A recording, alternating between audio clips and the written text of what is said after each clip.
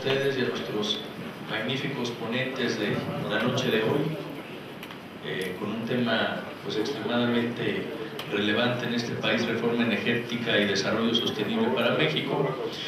Y bueno, pues sin más preámbulo, como siempre acostumbramos, ya nuestra querida Rayo Angulo, la moderadora, también licenciada en Economía y maestra en Administración y Finanzas por el ITAM, pues nos va a hacer el honor de presentar a este panel tan importante de grandes académicos, políticos, personalidades de este país que conocen mucho del tema y de los que seguramente aprenderemos mucho esta noche. Bienvenidos a todos y bueno, muchas gracias perdón por estar aquí, bienvenidos.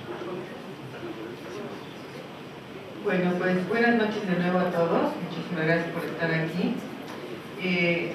A mí me corresponde ahora moderar y antes que nada muchísimas gracias a todos los ponentes por estar aquí. Voy nada más a mencionar la mesa de ponentes, que es el maestro Ricardo Samaniego Bridge, a mi derecha, presidente del Grupo Huatusco. Después está el licenciado Francisco Santoyo Vargas, que es el director de finanzas de la Comisión Federal de Electricidad. Dos partes. Bueno, después está el doctor Reyes Heroles, don Francisco, que es a la izquierda, a la derecha, perdón, del doctor Reyes Heroles, que es el director ejecutivo de estructura y el exdirector general de Pemex. Pues, junto al doctor Reyes Heroles está el maestro Carlos Peterson Gibbon-Bauer, que es actualmente subsecretario de Planeación Energética y Desarrollo Tecnológico de la Secretaría de Energía. Y finalmente está el doctor Juan Cristóbal Mata Sandoval, que está aquí a la derecha, que es director general de políticas para el cambio climático de la Semarnat. Me faltó el doctor Juan de Dios Enrique Rosselló, que está hasta el final a la derecha y que es profesor investigador del CIDE. A todos ustedes, muchísimas gracias. Bueno, comenzamos. La dinámica de la mesa va a ser una primera ronda de 10 minutos por expósito. Después va a haber una segunda ronda de 5 minutos opcionales para preguntas y algunas respuestas. Y después a las preguntas también del público. Bueno, comenzamos con el maestro Ricardo Samaniego Bridge. Como comenté, es el presidente del Grupo Huatusco, es el profesor investigador del ITAM, licenciado en Economía del ITAM y tiene una maestría en Economía de la Universidad de Chicago y es candidato al doctorado en Economía en esta misma universidad. Es director del Centro de Economía Aplicada y Políticas Públicas del ITAM y profesor e investigador de tiempo completo.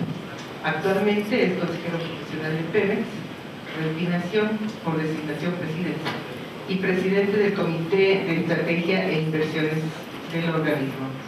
En el sector de energía se ha desempeñado también como vocal del Comité de Auditoría Independiente de Petróleos Mexicanos, coordinador de asesores del Secretario de Energía, subsecretario interino de Política Energética de la CENER y director de modernización de la Comisión Nacional de Electricidad. Ha sido director general del COPLADE y director general de Administración Financiera del Distrito Federal con Javier Beristain. En materia energética y ambiental ha coordinado y llevado a cabo investigación en diversos proyectos. Bueno, le pasamos el micrófono a claro.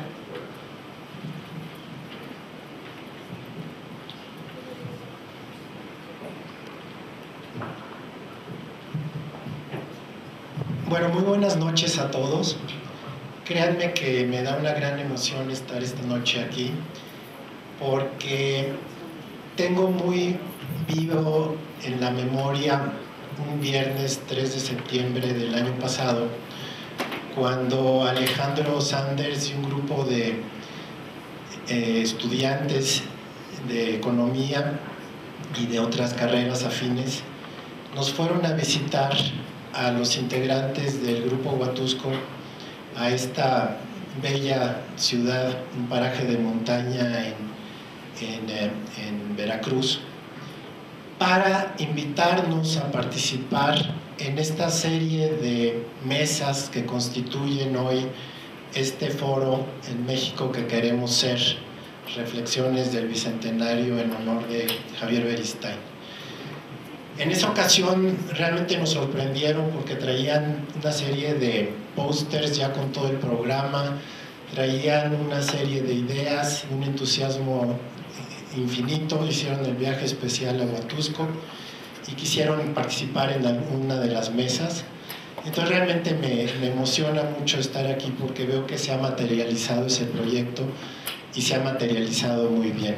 Estoy seguro de que mi querido Javier Beristain ha de estar muy contento de ver que su flecha al aire que lanzó en términos de buscar mejores caminos para México haya sido cachada por este grupo de talentosos jóvenes. También, como ustedes saben, todos los fondos que se recaudan en estas sesiones van a la beca Javier Beristain, cosa que también me llena de gusto. Ahora, la verdad es que esta mesa, como está planteada, es reforma energética y la parte de sostenibilidad. Entonces le hablé ayer a Alejandro, estaba yo en el ITAM preparando cosas y le decía, bueno, es que no sé si irme por el lado de medio ambiente porque va a haber funcionarios de la Secretaría del Medio Ambiente, o irme por el lado de la reforma energética. Entonces me dijo, no, pues como quieras. Entonces básicamente lo que hice fue hacer dos mini presentaciones. Una oral que voy a dejar para mis 5 minutos de la segunda vuelta, y esta que está aquí, que son unas cuantas láminas que se refieren más al tema del medio ambiente. Entonces les preparé primero un par de láminas para mostrar cómo está México en el mundo en términos de energía, y lo que hice fue buscar una serie de indicadores recientes sobre la participación de México en el mundo, en una serie de indicadores. Por ejemplo, en población, en PIB, pueden notar que México, y yo no alcanzo a ver hasta allá, pero espero que ustedes sí, y en varios de estos indicadores andamos apenas rascando el 2%. Entonces, México no es un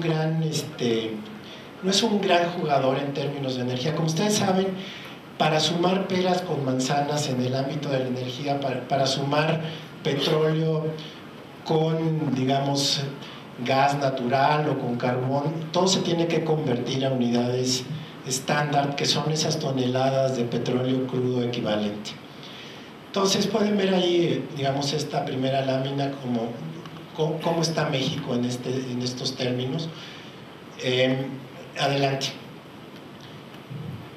La siguiente lámina lo que muestra es una serie de indicadores relativos al tamaño de la población, al tamaño del PIB, al tamaño de, digamos, son indicadores relativos, y ahí también pueden ver que México está como a media tabla en muchas de estas cosas.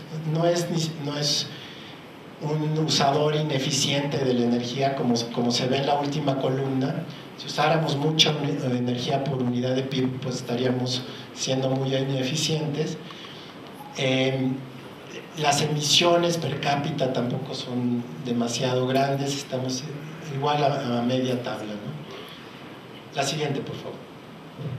Ahora, un tema sobre el que yo quisiera llamar la atención, porque realmente esto sí es de preocupar. El tema de los subsidios a la energía es algo que no hemos discutido como sociedad. Y si queremos un México diferente, creo que uno de los temas principales es pues hablar con claridad sobre este tema de subsidios. Como pueden ver ahí, en 2008 los subsidios a la energía llegaron a representar alrededor del 3.2% del PIB de México. Eso es mucho dinero. De hecho, si ven en la última fila, el promedio anual de 2005 a 2009 alcanza para estas 3 categorías de gasolinas y diésel, gas LP y la parte de electricidad, un promedio de alrededor de 200,000 millones de pesos al año, que es una cantidad realmente grande, supera con mucho la suma de programas de oportunidades y otros programas sociales. Y lo que es preocupante es que, por ejemplo, en un año como 2011, donde los precios internacionales de los energéticos están subiendo, eso automáticamente hace que los subsidios a las gasolinas, el diésel, se hagan más grandes.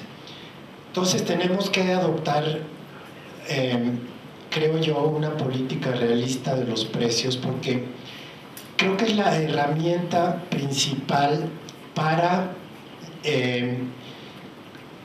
tener efectos ambientales, por un lado. O sea, el hecho de que la gasolina, que la electricidad, que el gas LP cuesten lo que cuestan, lo que deben costar, hace que la gente reaccione, cuide estos recursos de una forma que no lo estamos haciendo hoy en día.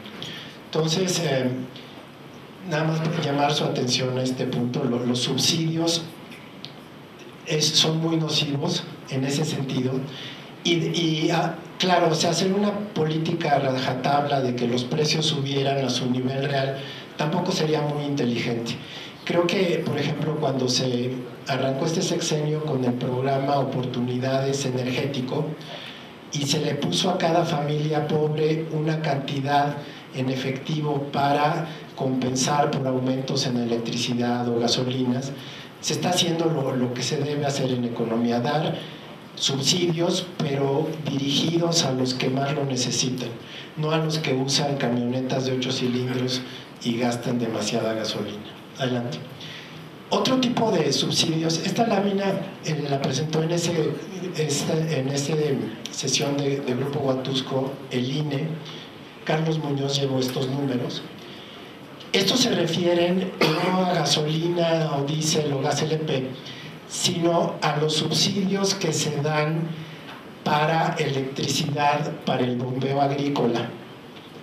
Aquí lo grave es que la distribución de estos subsidios es totalmente injusta. O sea, el decil de usuarios de esta electricidad más pobre recibe una mínima parte en comparación con los grandes agricultores, que son los que reciben una cantidad enorme de recursos a través de este subsidio.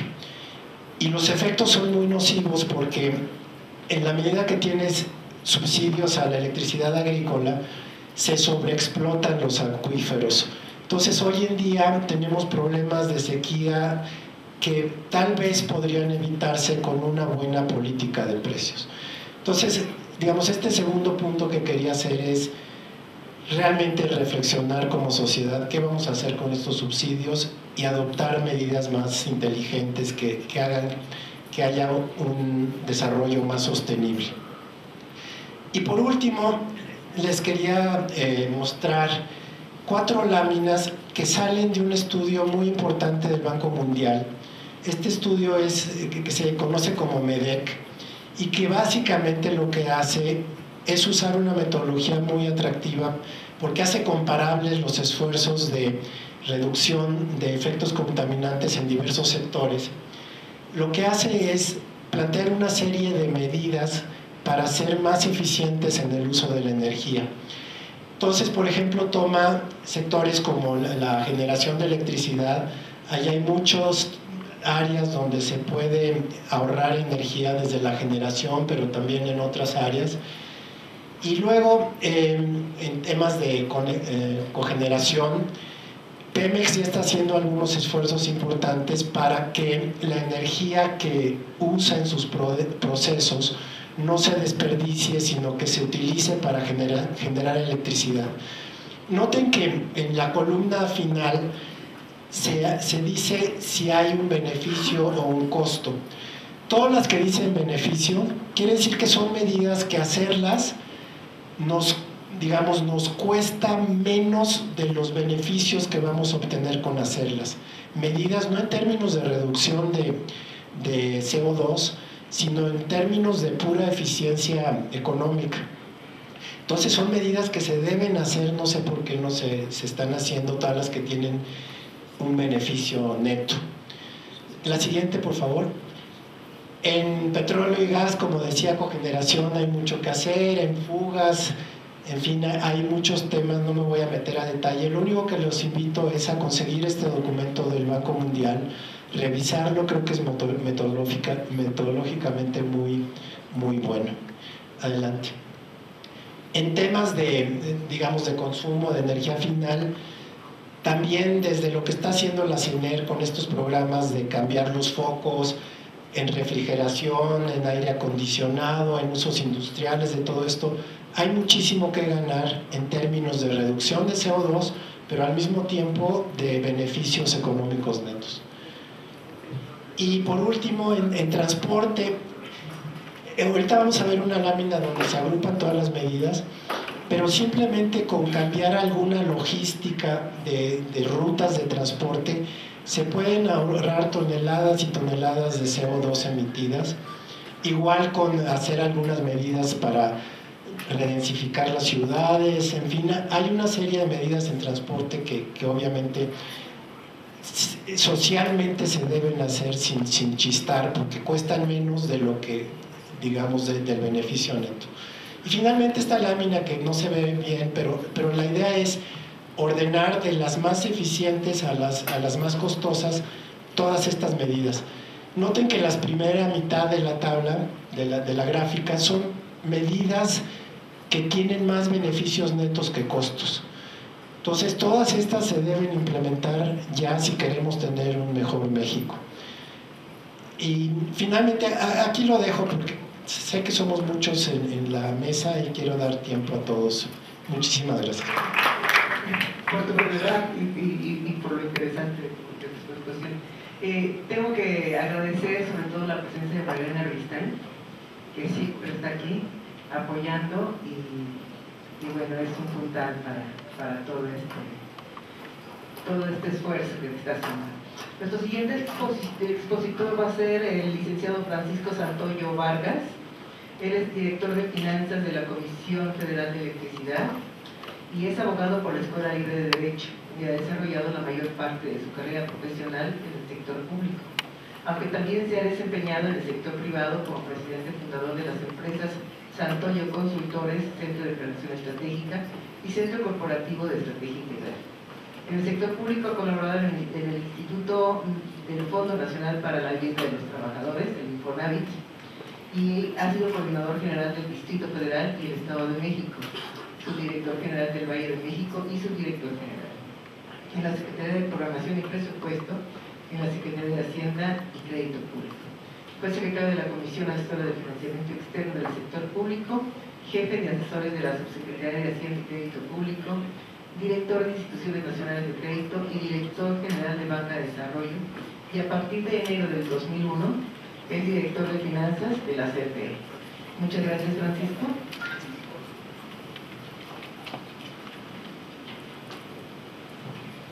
Pues muchas gracias, me da mucho gusto estar en este foro.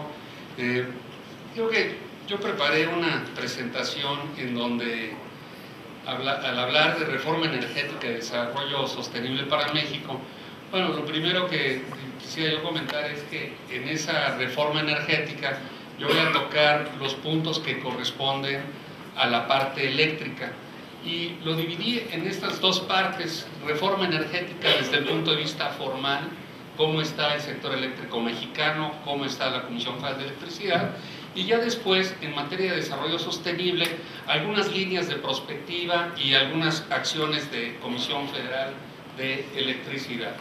Pues lo primero que diría es que en los términos del artículo 27 de la Constitución de los Estados Unidos Mexicanos corresponde exclusivamente a la nación generar, conducir, transformar, distribuir y abastecer energía eléctrica que tenga por objeto la prestación del servicio público.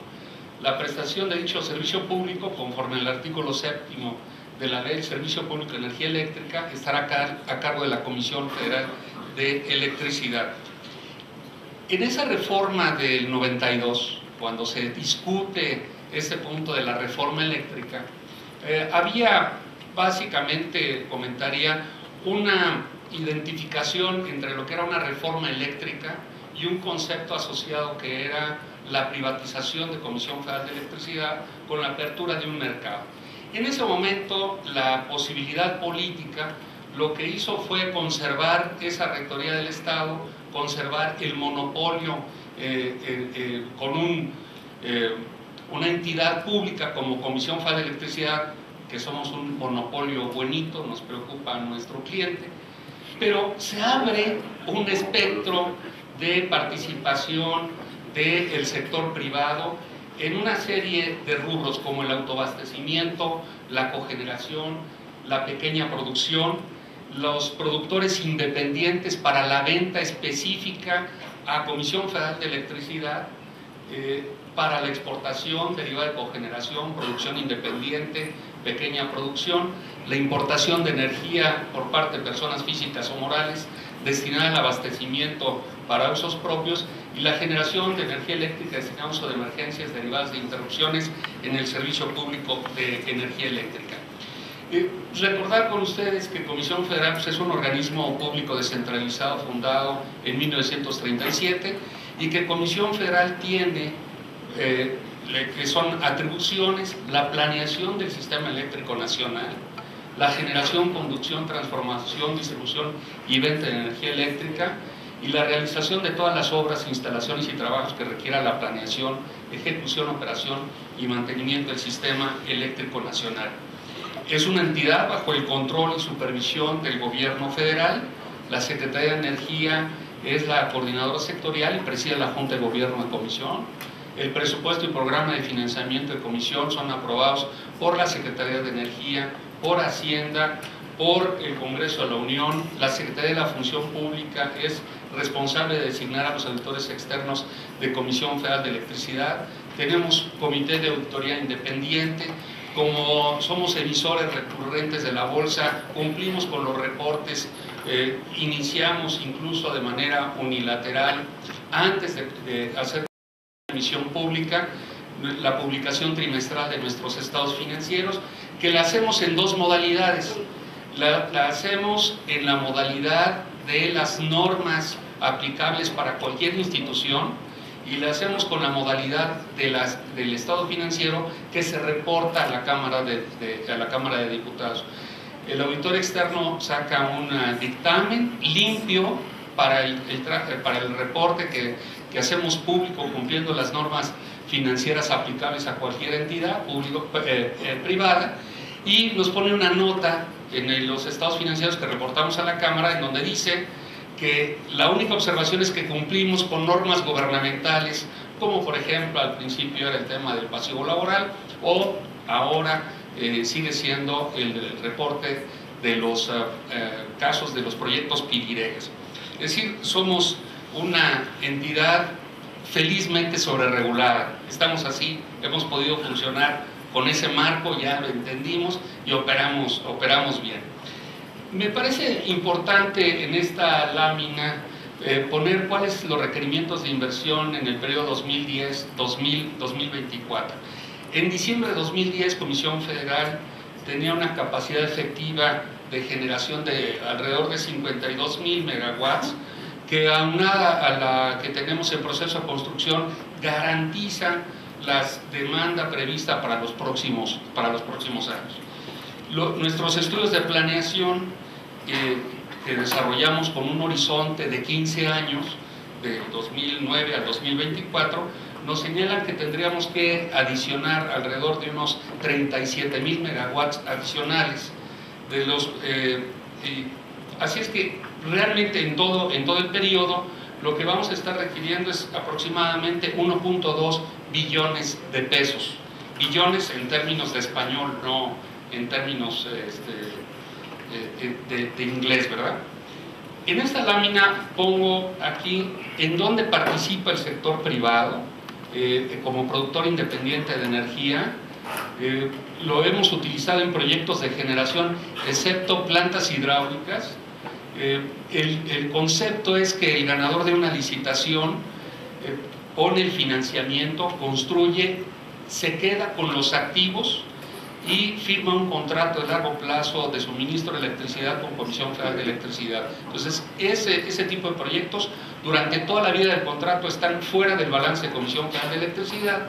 En cambio, la obra pública financiada generalmente las hemos usado para transmisión, subestaciones, para proyectos hidroeléctricos, para carboeléctricos, son paquetes llave en mano, se detonan como inversión privada y al término de la construcción, cuando el proyecto ya está en presupuesto, en tiempo y generando ingresos para su pago, en ese momento Comisión Federal sale al mercado, financia, le paga al particular y asume los activos de esos proyectos. En la siguiente lámina lo que podemos ver es cómo, para efectos de Comisión Federal, esta figura de proyectos con registro diferido en el tiempo, conocidos como PIDIREGAS, han sido muy importantes porque le han permitido complementar la inversión que realiza Comisión Federal con presupuesto con los recursos del sector privado. En la barra gris son los recursos presupuestales que hemos podido invertir en la expansión del sistema eléctrico año con año. En las barras verdes son los de obra pública financiada y en las barras azules son las de los productores externos de energía. Es decir, la inversión complementaria del sector privado ha permitido canalizar casi 225,000 millones de pesos a la ampliación de la infraestructura eléctrica para el servicio público. Y si le damos un clic más, vamos a ver cómo el 81% de esta inversión se vuelven activos de Comisión Federal. Esos son los productores externos que durante toda la vida del contrato permanecen fuera del balance de Comisión Federal de Electricidad. Un punto importante que refleja esta lámina es que cuando al paso del tiempo se hablaba entonces, decía yo, de que la reforma eléctrica era la privatización, la venta de la empresa pública. Lo que nos ha mostrado en el tiempo la experiencia es que no hay una solución buena, no por el hecho de que se privatice o se venda todo, quiere decir que van a funcionar bien las cosas. Como tampoco el hecho de que sea un monopolio público quiere decir que necesariamente es malo. Si analizamos lo que ha ocurrido en todos estos años del 97 para acá, podemos encontrar en ese abanico que va desde la apertura total hasta el monopolio total, que el eje central del éxito de lo que se quiere emprender es la salud financiera de las empresas. Y tenemos el caso más notable como Enron, que participaba en el mercado con todas la flexibilidad, era una empresa considerada de las blue chips en Estados Unidos y súbitamente por malos manejos de carácter financiero tronó y puso en riesgo todo el esquema. Así es que en esta lámina lo que comento es que CFE es una de las 10 empresas eléctricas más grandes del mundo. Es la tercera en términos de capacidad instalada, solo después de la italiana Enel o la alemana E.ON. Es la segunda en términos de clientes, justo después de Enel. Es la segunda en términos de kilómetros en líneas de transmisión después de Electrobras.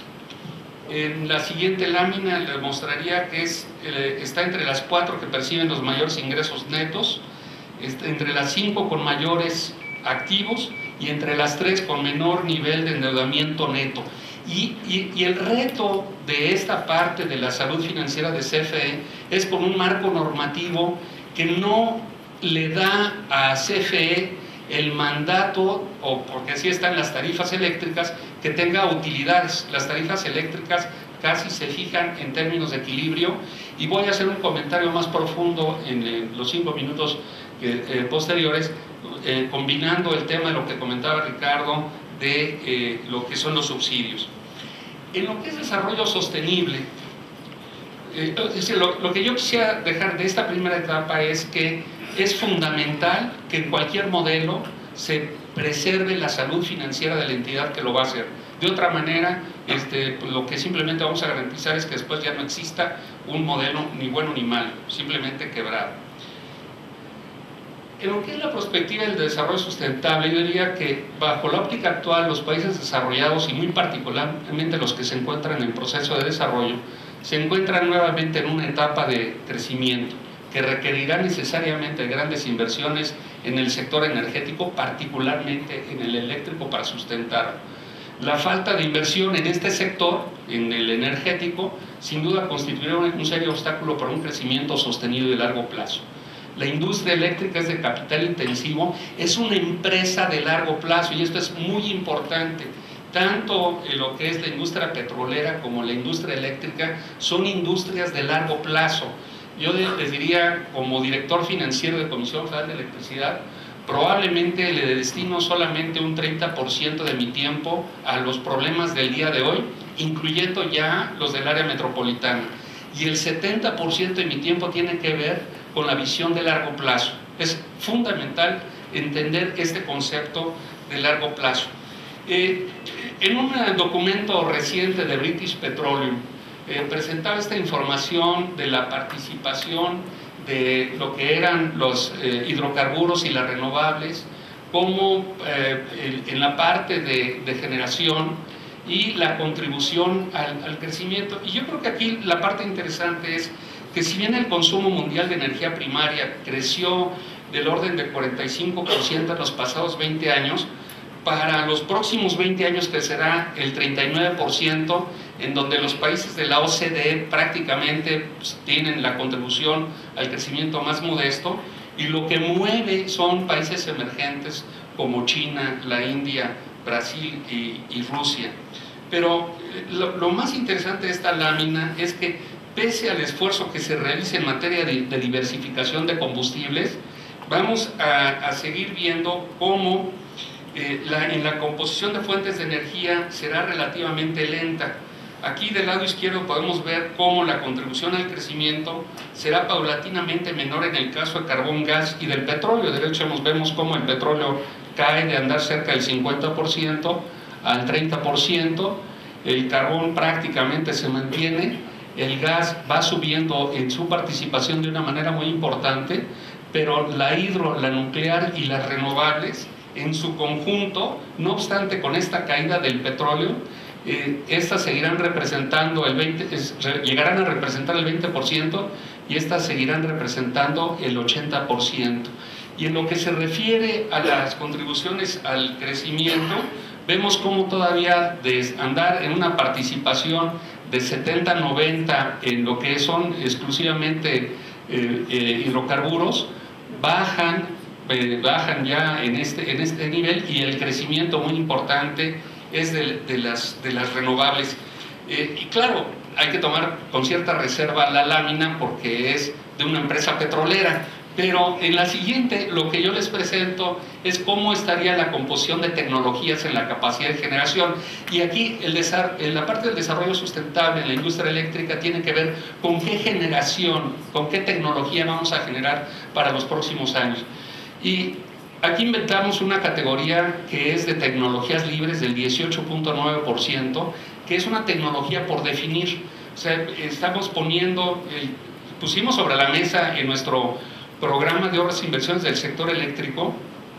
Al principio poníamos un asterisco con una nota pequeñita que decía que en esta tecnología libre podía ser nuclear. Al año siguiente le aumentamos el tipo de letra un poquito más grande y siguió sin pasar nada. El año siguiente ya abiertamente pusimos que podía ser energía nuclear y no pasó nada, ya se ha discutido. De hecho, estamos terminando la repotenciación y modernización de la empresa, de la planta nuclear Laguna Verde, en un concepto de éxito porque le aumentamos la capacidad. Ahorita lo voy a comentar rápidamente, pero con $600 millones. Hacer una planta equivalente el día de hoy andaría con un nivel altísimo de incertidumbre en más de $6,000 millones. Ahora, en esa visión de futuro, en Comisión Federal lo hemos concebido en tres grandes ejes. Uno es el impulso de las energías limpias, y pasamos a la siguiente lámina. El segundo, mejorar la eficiencia térmica de las energías convencionales. Y el tercero, brindar un servicio cada vez con mayor calidad. En la primera vertiente fue el relanzamiento hidroeléctrico. Pusimos 3 nuevas unidades en Chicoacén que nos dieron una adición de 900 megawatts. En 2007 terminamos el Cajón, 750 megawatts. Infiernillo, estamos construyendo la Yesca y ya casi termino. Energía nuclear era lo que les decía, la ampliación de la vida útil de Laguna Verde. En fin, creo que el punto final, para dejarlo aquí, es el fuerte impulso a la capacidad eólica, en donde estaremos pasando de 560 megawatts en el 2010 a 2.356 en el 2012. Gracias.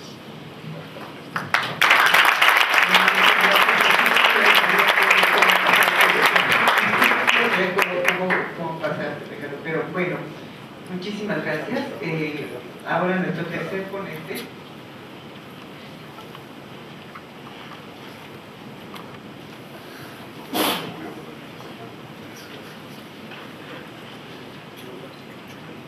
Va a ser el doctor Jesús Reyes Heroles González Garza. Jesús Reyes Heroles es director ejecutivo de estructura, ex director general de Pemex. Es economista del ITAM también, y con estudios de Derecho de la UNAM, doctor en Economía por el Instituto Tecnológico de Massachusetts. Durante su carrera profesional ha combinado la práctica privada con el servicio público. Su último puesto fue el de director general de Pemex, en el que se desempeñó de diciembre de 2006 a septiembre de 2009. Es presidente ejecutivo de estructura. Fue miembro de diversos consejos de administración, entre los que destacan el de Walmart México y Banamex Citigroup. Muchísimas gracias, Chucho. Me voy a quedar aquí en la silla, que me dijeron que era una conversación más bien informalona, y la verdad es que no traigo una presentación armada como la que trajeron las dos personas que me antecedieron el lujo de la palabra. Primero quiero felicitar a los organizadores, la verdad, no solo por esta sesión de hoy, sino por lo que ha sido pues ya una serie de eventos muy interesantes, y que están creando realmente un precedente en nuestro país.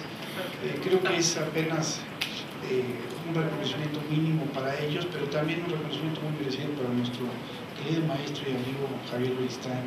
Creo que todos estamos aquí movidos por el recuerdo y el agradecimiento con Javier. Yo quisiera dejar nada más sobre la mesa, poner sobre la mesa unos cuantos, 8 temas concretamente, sobre la reforma energética.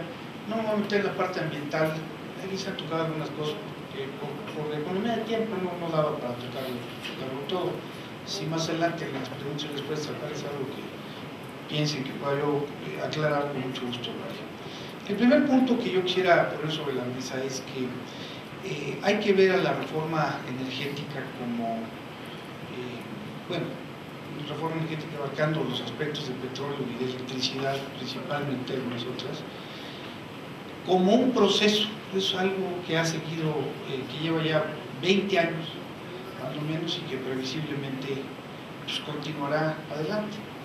La primera etapa de esa reforma energética realmente, que fue del orden de principios de los 90, en particular en el 92, se incluyó el tema de la apertura del almacenamiento y el transporte del gas natural, la reforma que hizo el presidente Salinas, y la introducción de las modalidades de autoabastecimiento productora independiente de energía para la Comisión Federal de Electricidad, principalmente. Hubo algunas otras cosas, pero eso fue después.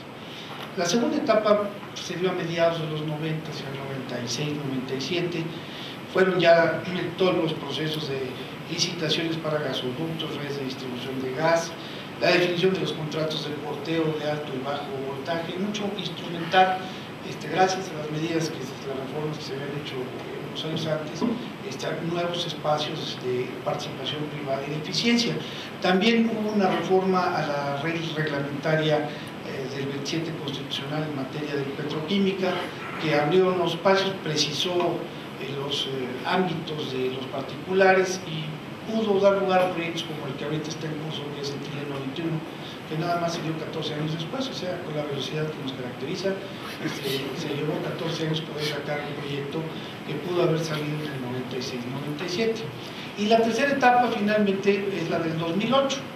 la del 2008-2009, que incluye, bueno, pues la nueva ley de Pemex, las reformas a la ley de obras públicas y de adquisiciones, el nuevo gobierno corporativo de Pemex, los contratos incentivados. Yo creo que lo más importante de todo fue la extinción del uso y fuerza del centro como la otra, digamos, empresa proveedora del servicio eléctrico. Y yo creo que pues viene una cuarta etapa, porque las cosas no se pueden quedar como están, y previsiblemente pues esa cuarta etapa, no sé si previsible o deseablemente, esa cuarta etapa debería darse pues, en torno al 2013, cuando venga el cambio de administración y ya la nueva administración pueda pues, impulsar una reforma en ese sentido. Ahora, ¿cuál es realmente el objetivo central de lo que a veces perdemos un poco de vista, ¿no? Y me voy a referir exclusivamente a la parte de Petróleos Mexicanos, pues por economía, porque también podemos ampliarlo a la parte eléctrica y otras cosas. El objetivo central realmente, y que todavía no se logra, es que Pemex pueda asociarse con quien quiera, para el proyecto que quiera, en los montos y las proporciones que mejor convengan a su estrategia de negocios. Es así de sencillo y así de complejo. Prácticamente no es la única, hay alguna otra, pero creo que es la que tiene mayores restricciones en ese sentido. Todas las otras empresas petroleras nacionales y obviamente las privadas pues pueden hacer eso que suena tan sencillo de asociarse con quien quiera, lo que quiera, y los porcentajes que sea conforme a los intereses de su estrategia de desarrollo. El tercer punto que quiero poner es que precisamente por eso, porque ese es el objetivo final para que Pemex pueda ser una empresa realmente operativa y rentable, es rentable, pero pueda ser una empresa, digamos, emulando la CFE de clase mundial, aspirante a ser una empresa de clase mundial. La verdad es que una reforma energética de hondo calado, realmente de alcance, requiere de una reforma del artículo 27 constitucional. Y pensar lo contrario pues es un poco hacerse a loco, ¿no? Pero en fin, todavía no logramos aceptar esa realidad, y por lo tanto nos quedamos en reformas que son pues, de segundo grado, ¿no? Básicamente de otro nivel. El cuarto punto que quisiera reiterar, y muchos de ustedes lo saben y yo lo he platicado con muchos de ustedes, es el tema de que realmente uno de los principales obstáculos para la reforma energética de este país pues es la debilidad, la fragilidad, la precariedad de las finanzas públicas de este país. No habrá una reforma de fondo de Pemex o de la Comisión Federal de Electricidad en su caso, mientras no haya una reforma fiscal, o sea, la parte ingreso-gasto, y mientras no sea esta integral que abarque la federación, los estados, los municipios, la seguridad social, y mientras no sea suficiente. O sea, las brechas que tenemos en términos fiscales respecto al resto del mundo, a los países que están mejor que nosotros, son tan grandes que lo que hacen es que pues, permanentemente se estén afectando las capacidades de las dos principales paraestatales en materia energética para financiar realmente faltantes del gobierno, de las finanzas públicas en general, no solo del gobierno federal. Realmente los faltantes de los gobiernos estatales, municipales y de la seguridad social son francamente a veces mucho más graves que el otro. En la seguridad, les doy un número, la seguridad social les doy un número, México 3.1% del PIB, la OCDE 9.9%, hay una brecha de 6.8 puntos del PIB. Los gobiernos locales 0.9 contra 2.8, o sea, hay una brecha de básicamente 1.8 puntos. A nivel estatal de 3 contra 7.4 y a nivel federal de 11 contra 14.8. Sumados, la brecha es del orden de 14 puntos del Producto Interno Bruto. No es trivial cuando nos ponemos a discutir que si el IEPU o que si no el IEPU y ese tipo de cosas. Estamos hablando la política pública está hablando de modificaciones del 1% del producto, del 1.1%, o sea, realmente algo muy, muy marginal comparado con lo que se requiere en este país para eso. Las necesidades de Pemex para poder remontar rezagos en materia de mantenimiento, para poder tener una estrategia de exploración realmente que permita mantener una recuperación adecuada de reservas, una reposición adecuada de reservas, etcétera, pues es del orden de 1.5 puntos de Producto Interno Bruto adicionales a lo que tiene ahorita, y esos no se los van a dar nunca mientras no haya recursos de otro lado para poder prescindir de lo que Petróleos Mexicanos está aportando a las finanzas públicas. Entonces yo creo que ahí es el tema, ¿no? O sea, La verdad, la problemática es el punto 5, las problemáticas de Pemex y de la Comisión Federal solo se resolverán cuando la Secretaría de Hacienda quiera. Si la Secretaría de Hacienda no quiere, no se van a resolver. Entonces, muchas veces andamos discutiendo con los equivocados, ¿no? O sea, tenemos que ir a hablar realmente y decir, bueno, ¿cómo le va a hacer para resolver esta problemática? Que es lo que es un antecedente forzado para poder resolver la problemática de las empresas de energía. El sexto punto, que es el antepenúltimo, es el tema del pendiente fundamental que tiene la Petróleos Mexicanos, que es el monto del pasivo laboral. O sea, el pasivo laboral de Pemex es superior a los 54,000 millones de dólares, y no es porque Pemex no haya generado el excedente que le hubiera permitido constituir una reserva para hacerle frente a esas obligaciones laborales. Los generó, los EBITDAs de Pemex han sido altos durante muchos años, positivos y altos durante muchos años. Simplemente lo que pasó es que el fisco se los incautó o se los sustrajo, o como le quieran llamar, de suerte tal que no solo no le daba para invertir, sino tampoco le daba para constituir la reserva que requiere para hacerle frente de una manera sana y transparente a los pasivos laborales de la entidad. Es obvio que también se requiere actualizar las modalidades de las pensiones mismas y adecuarlas a lo que estamos viendo en el mundo, a la mayor esperanza de vida, a los avances en la medicina, a las nuevas prácticas de trabajo laborales. Pero eso no puede solo verse esa parte tampoco. La otra parte es, bueno, ¿y de dónde va a haber recursos para poder hacer frente a esas obligaciones tan importantes?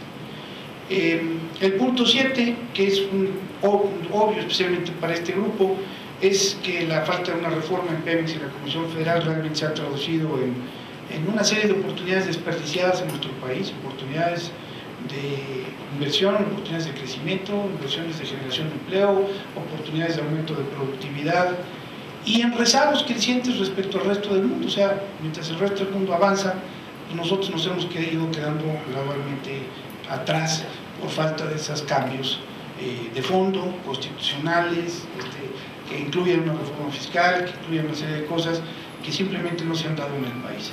Y finalmente, la próxima etapa de la reforma que yo aspiraría que se diera en el 2013 o a partir del 2013, pues obviamente cada vez estará más influenciada y tendrá que ir más de la mano de consideraciones de tipo ambiental. Muchos de los asuntos que ahorita salieron y que seguramente saldrán en el resto de la mesa, pues precisamente anotan a ese ángulo nuevo que tiene que ver con los tiempos de la economía y del medio ambiente globales, y que tiene que volverse cada vez más una parte central, digamos, medular de la discusión sobre estas cosas.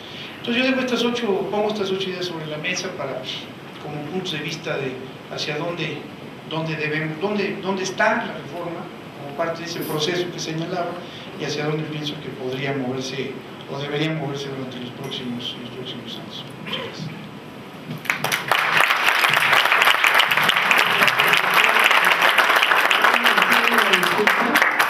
Omití decir que también antes el doctor Reyes Heroles había sido secretario de Energía de 95 a 97 en el gabinete del doctor Ernesto Zedillo, y también fue embajador de México en los Estados Unidos de América en octubre del 97 a noviembre del 2000. Bueno, muchísimas gracias y una disculpa, doctor.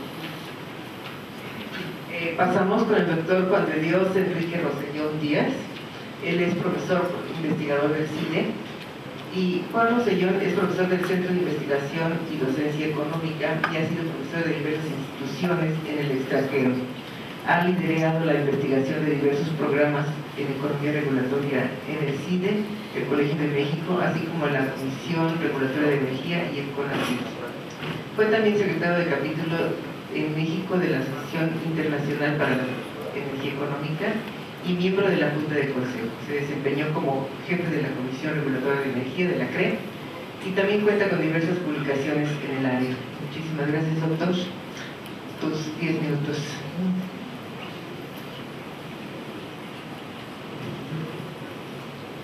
Bueno, yo sí traigo una presentación. Creo que va a costar más de 10 minutos, entonces voy a tratar de avanzar lo más que pueda en esta primera parte.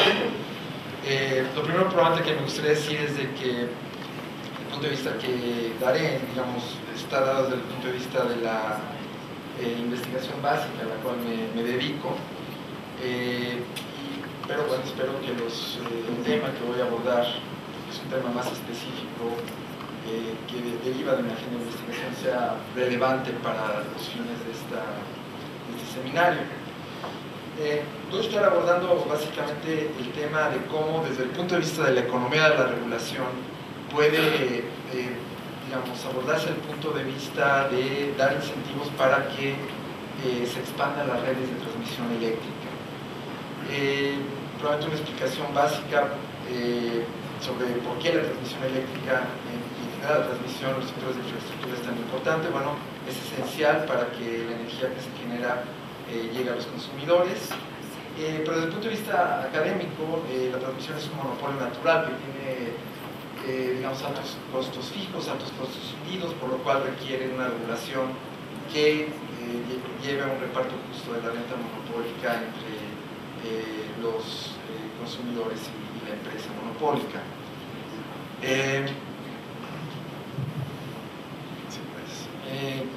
Y bueno, también otro asunto importante en este análisis es que, digamos, en la transmisión eléctrica es especialmente difícil definir lo que son los derechos de propiedad y cuál es el producto, el output, como se dice en la literatura, de la transmisión. Entonces, esto hace que el diseño de un mecanismo por incentivos para que se invierta sea tan complejo, ya sea en mercados liberalizados, como por ejemplo el noreste de los Estados Unidos, donde se tiene un mercado eléctrico en el que existen todos los mecanismos de competencia más avanzados en tanto generación, transmisión, distribución, comercialización, como en sectores verticalmente integrados de clase mundial, como es la CFE. Entonces, aquí, en esta presentación, yo lo que haré es presentar en el slide anterior se podían ver algunos de los artículos que he escrito al respecto. Básicamente yo voy a estarme basando en el texto en el que dice Hogan y Fogelsang. Es un artículo académico que ha sido recientemente publicado, en el cual se presenta la idea básica de cómo incentivar esta inversión. Entonces, si pudiéramos pasar al contenido, entonces voy a hablar un poquito de la motivación de mis ideas, después presentar el modelo básico de regulación, después aplicaciones que hemos hecho y algunas conclusiones. Ok, entonces, como les decía, el problema de redes congestionadas no es, digamos,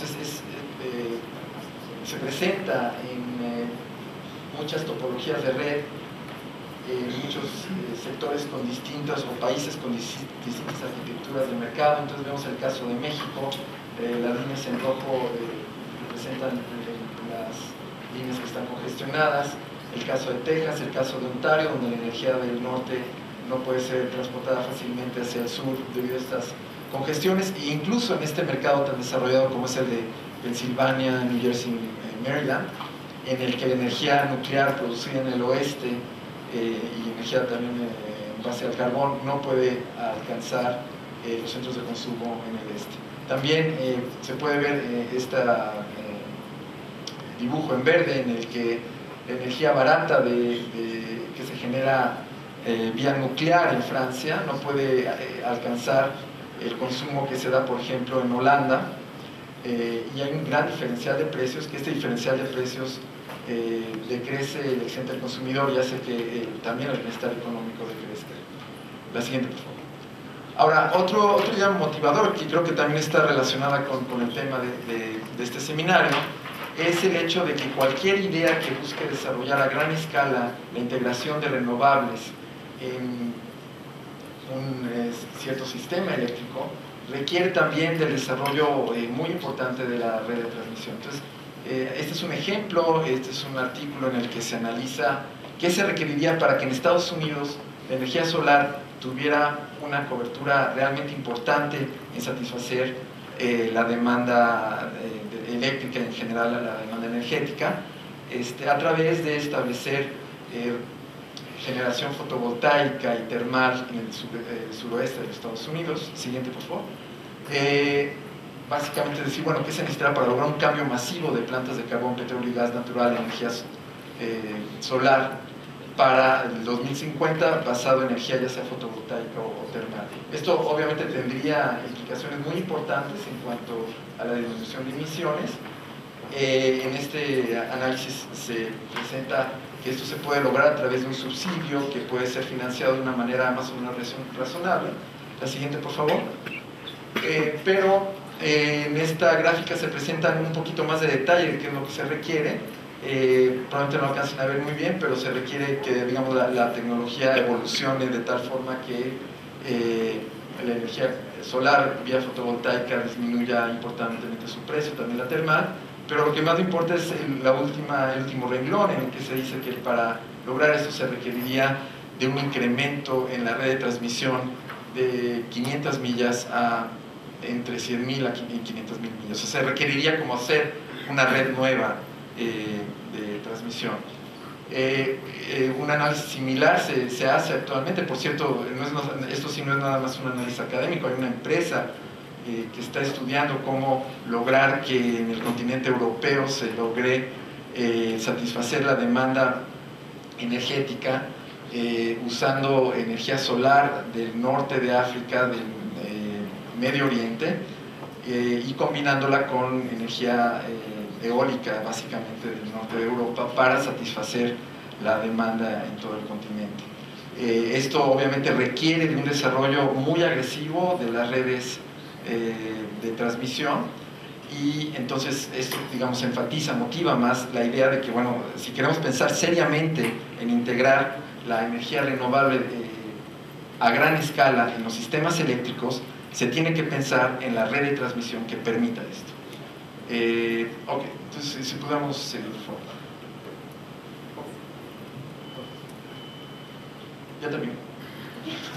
Bueno, puedo probablemente avanzar diciendo que, y seguir en los siguientes minutos que tendré más adelante, diciendo que, digamos, ¿cuál es el problema básico desde el punto de vista de la teoría económica por el cual pueden existir incentivos a congestionar una red en lugar de expandirla? Bueno, básicamente porque el costo marginal de expansión es más alto que el costo marginal de mantener la congestión. O sea, los ingresos por mantener congestión son menores a los ingresos por expandir. ¿Cómo se rompe esto?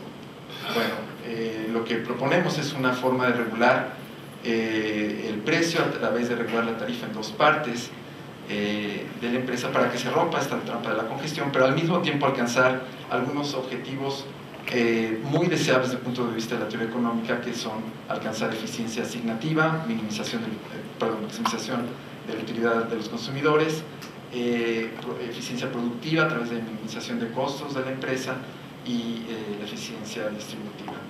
La siguiente, aquí presento nada más el modelo básico y más adelante hablaré de las aplicaciones. Entonces la idea es establecer este precio máximo sobre las tarifas en dos partes, de tal forma que el rebalanceo de la parte variable y de la parte fija de la tarifa de la empresa de transmisión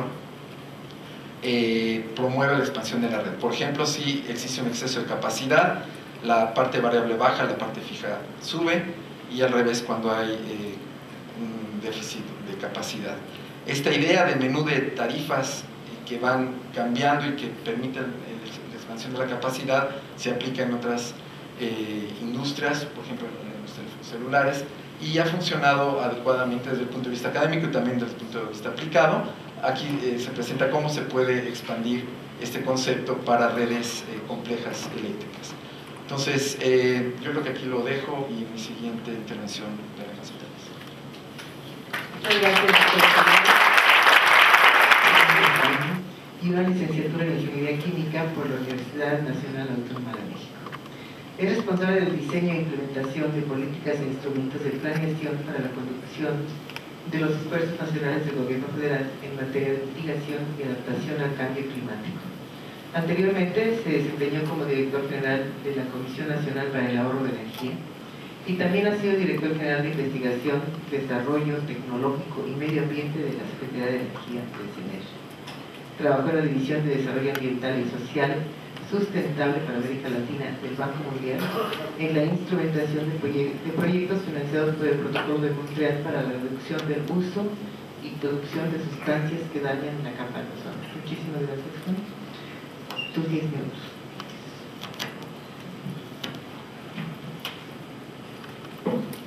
Buenas noches a todos. Reitero el agradecimiento de la invitación que se le hizo al secretario de Semarnat, el ingeniero Juan Elvira Quesada, que por cuestiones de agenda en el último momento tuvo que cancelar la participación. Me encargó a mí que diera unas palabras a nombre de la Semarnat y vengo a hablar sobre el tema de reforma energética y desarrollo sostenible. Yo me voy a centrar mucho en lo que hago en Semarnat y que tiene que ver con una de las componentes del desarrollo sostenible, que es el combate al cambio climático. Yo me voy a centrar primeramente en hablar sobre puntos importantes en la reforma energética que han tenido su incidencia en efectos en mitigación en el sector energía principalmente, y que son instrumentos legales en los que de alguna manera yo estuve participando antes de cambiar de bando, salirme de energía, pasarme a medio ambiente, que tienen que ver, uno, con la iniciativa de ley de fomento de energías renovables que entró dentro del paquete de la reforma energética. Dos, lo que es la iniciativa o la ley que se aprobó para reformar a la Comisión Nacional para el Ahorro de Energía, hoy la Comisión Nacional para el Uso Eficiente de Energía, y que es una ley para hacer un uso más eficiente de la energía en nuestro país. Y tercero, sobre la ley de aprovechamiento de los bioenergéticos. Nosotros vemos esas tres leyes e instrumentos legales que fueron aprobados en el paquete como instrumentos que han ayudado a que el sector energía tenga un desempeño climático pues mejor del que venía desarrollándose anteriormente. Si bien el cambio no es todavía sustancial y existen retos importantes dentro del sector energía para avanzar el tema de mitigación más hacia el mediano plazo, nosotros estamos convencidos de que hay ciertos impactos positivos del sector energía en su desempeño y que se ven reflejados en el instrumento de planeación y de política de cambio climático más importante que tiene México hoy en día, que es el Programa Especial de Cambio Climático. Entonces, pues quisiera darles algunos números para poder situar el esfuerzo que se ha venido dando hasta ahora y el tamaño del esfuerzo a futuro. El Programa Especial de Cambio Climático, como ustedes saben, tiene un reto importante de corto plazo hacia el 2012. Es un compromiso de mitigar alrededor de 51 millones de toneladas de CO2 equivalente anuales para ese año, finales del 2012. ¿Eso qué significa en cifras? Eso significa alrededor del 8,5% de las emisiones de gases de efecto invernadero nacionales. Nosotros andamos en el último inventario del 2006 en alrededor de 715 millones de toneladas de CO2 equivalente totales. ¿Cómo nos sitúa eso mundialmente? Bueno, somos aproximadamente el país número 11 en emisiones mundiales. En emisiones per cápita andamos alrededor de la media mundial, que es cercano a las 6 toneladas de CO2 per cápita. Las emisiones de gas de efecto invernadero del país han crecido de una manera más o menos sostenida, pero no a un ritmo realmente alarmante. Eso se debe principalmente a que nuestro crecimiento económico en términos de crecimiento del PIB pues han dado en alrededor de una tasa del 3,5%. Hemos tenido épocas de crisis económicas donde no hemos crecido o hemos tenido crecimientos negativos, y eso obviamente se refleja en el crecimiento de las emisiones de CO2 equivalente en nuestro país.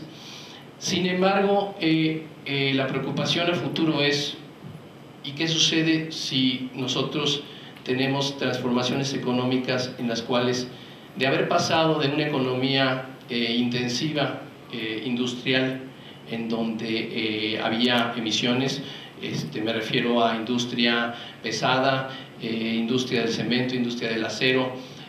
Nosotros nos hemos de alguna manera diversificado y nos hemos concentrado en la industria o la empresa de servicios, que es menos intensiva en emisiones.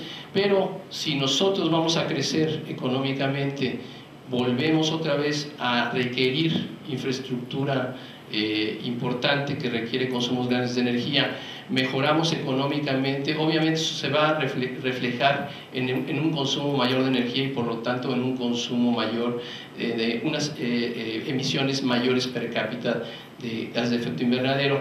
Hay que recordar que somos un país altamente dependiente de los combustibles fósiles para producir energía. 90% de nuestra energía proviene de los combustibles fósiles.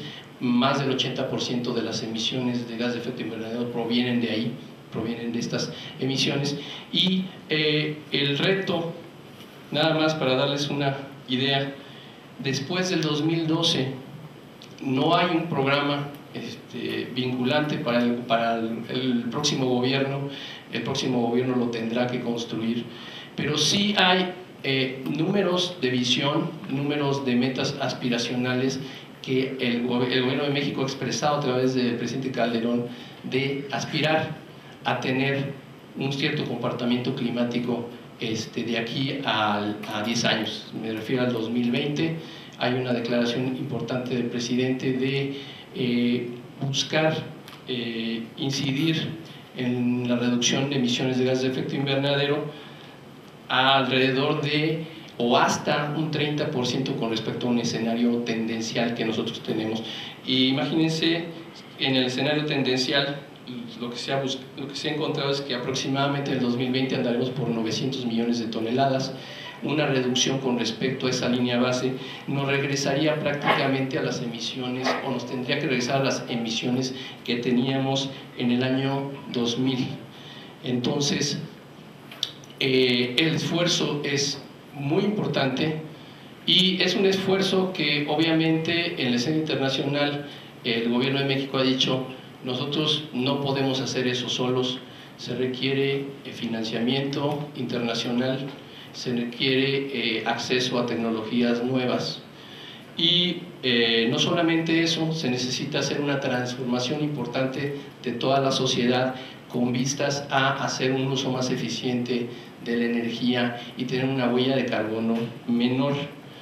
Entonces, nosotros lo que vemos a futuro es que pues se aprovechen mejor las fuentes renovables de energía, haya una transformación importante en las mejores prácticas o en las tecnologías para hacer un uso más eficiente de la energía y pues los avances que se han tenido o que se van a tener al 2012 en algunos casos van a ser importantes. Estamos hablando de por ejemplo, energía eólica, que al principio de esta administración se contaba con aproximadamente 83 megawatts de capacidad instalada eólica. Vamos a terminar, como ya dijo Francisco, como cerca de 2.500. Pero ahí hay una componente muy importante en donde se debe de trabajar más en este tema, que es la cooperación con el sector privado. De esos números creo que 500 megawatts vienen de Comisión Federal de Electricidad y cerca de 2.000 vienen de los autoabastecedores del sector privado. Ahí ha habido un trabajo importante por parte de la Secretaría del Sector Energía de trabajar conjuntamente con el sector privado para poder incentivar las inversiones privadas. Las energías renovables tradicionales de México habían sido las grandes hidroeléctricas, la geotermia. Hoy en día se debe de buscar mayor participación del sector privado para poder invertir en energías renovables. La otra componente importante es qué vamos a hacer con el uso de la energía en consumo final. Existen, como ya lo mencionó el doctor Ricardo Samaniego, algunos ejercicios en donde se ve que hay acciones de mitigación, principalmente en el uso eficiente de energía, que son costo efectivas, es decir, tienen costos negativos cuando nosotros analizamos puramente los beneficios económicos que trae ahorrar energía. Ya ni siquiera estamos valorando o internalizando otro tipo de externalidades o cobeneficios en salud o cobeneficios ambientales de otro tipo. Simplemente lo que es económico se prueba que hay beneficios. ¿Por qué no se están haciendo? ¿Por qué no se están haciendo? Son múltiples las acciones. Hay algunas acciones por parte del sector de energía en donde se está incidiendo, por ejemplo, en un punto importante, que son los mecanismos de financiamiento. Es decir, los proyectos de eficiencia energética requieren en algunos casos un financiamiento inicial intenso. Y aunque se recupera la inversión en poco tiempo, se requiere ese financiamiento que hasta hace unos pocos años eran las oportunidades de financiamiento en temas de eficiencia energética no eran del todo buenas. Entonces, eso se necesita impulsar de una manera más importante. Y además del tema del financiamiento, les podría yo comentar que existen pues algunas otras barreras regulatorias importantes que tienen que ver, como está conformada la Ley del Servicio Público de Energía Eléctrica hoy en día, en donde la valoración de los proyectos que son para el servicio público de energía eléctrica, la valoración económica solamente incluye mecanismos para valorar el coste económico de corto plazo. Entonces, se requieren tener mecanismos de evaluación tecnológica en donde se puedan internalizar otros costos que no se están viendo hoy en día y por lo cual en algunos casos las energías renovables pues no salen. Otro tema muy importante es cómo vamos a alinear incentivos fiscales, también ya se mencionaron, y cómo se van a eliminar subsidios a la energía, porque mientras haya energía subsidiada, pues es difícil fomentar el ahorro insuficiente de la energía. Los incentivos fiscales, hay que buscar otros mecanismos o incentivos fiscales que puedan incentivar la inversión privada. Hay números importantísimos donde se ve, por ejemplo, que los proyectos de cogeneración en el sector como petrolero, como es Pemex, son proyectos son altamente rentables que no se están dando por cuestiones regulatorias y por mecanismos financieros insuficientes. Yo dejaría aquí mi presentación y en la segunda parte, la segunda vuelta complementaria. Muchas gracias.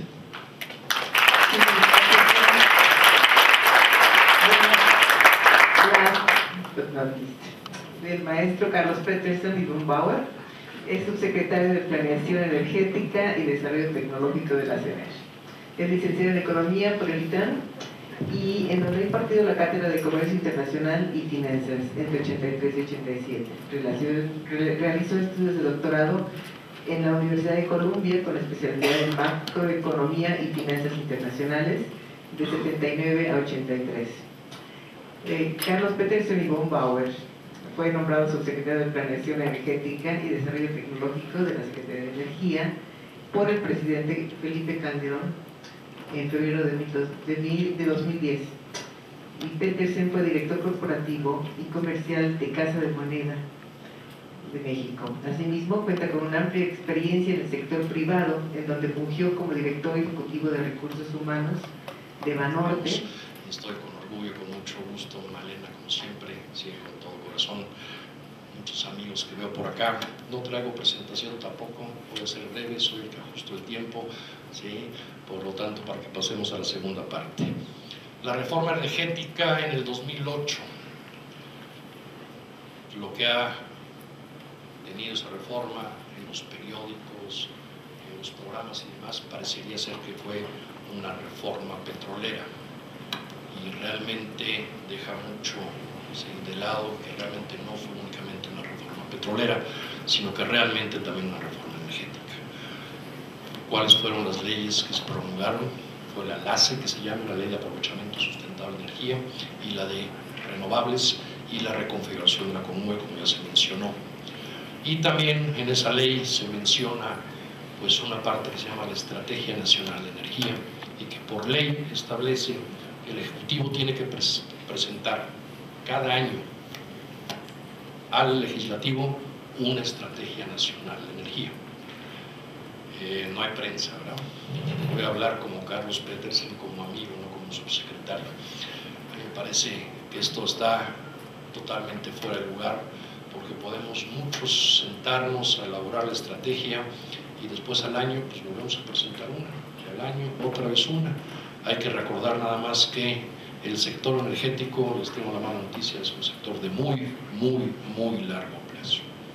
Y la estrategia establece 15 años como plazo. Eso para el sector energético, en mi consideración, es el corto plazo. Tenemos que estar pensando a 30, a 50 años, porque así es como evoluciona este sector. Pero bueno, la ley lo dice y pues de modos hay que cumplir.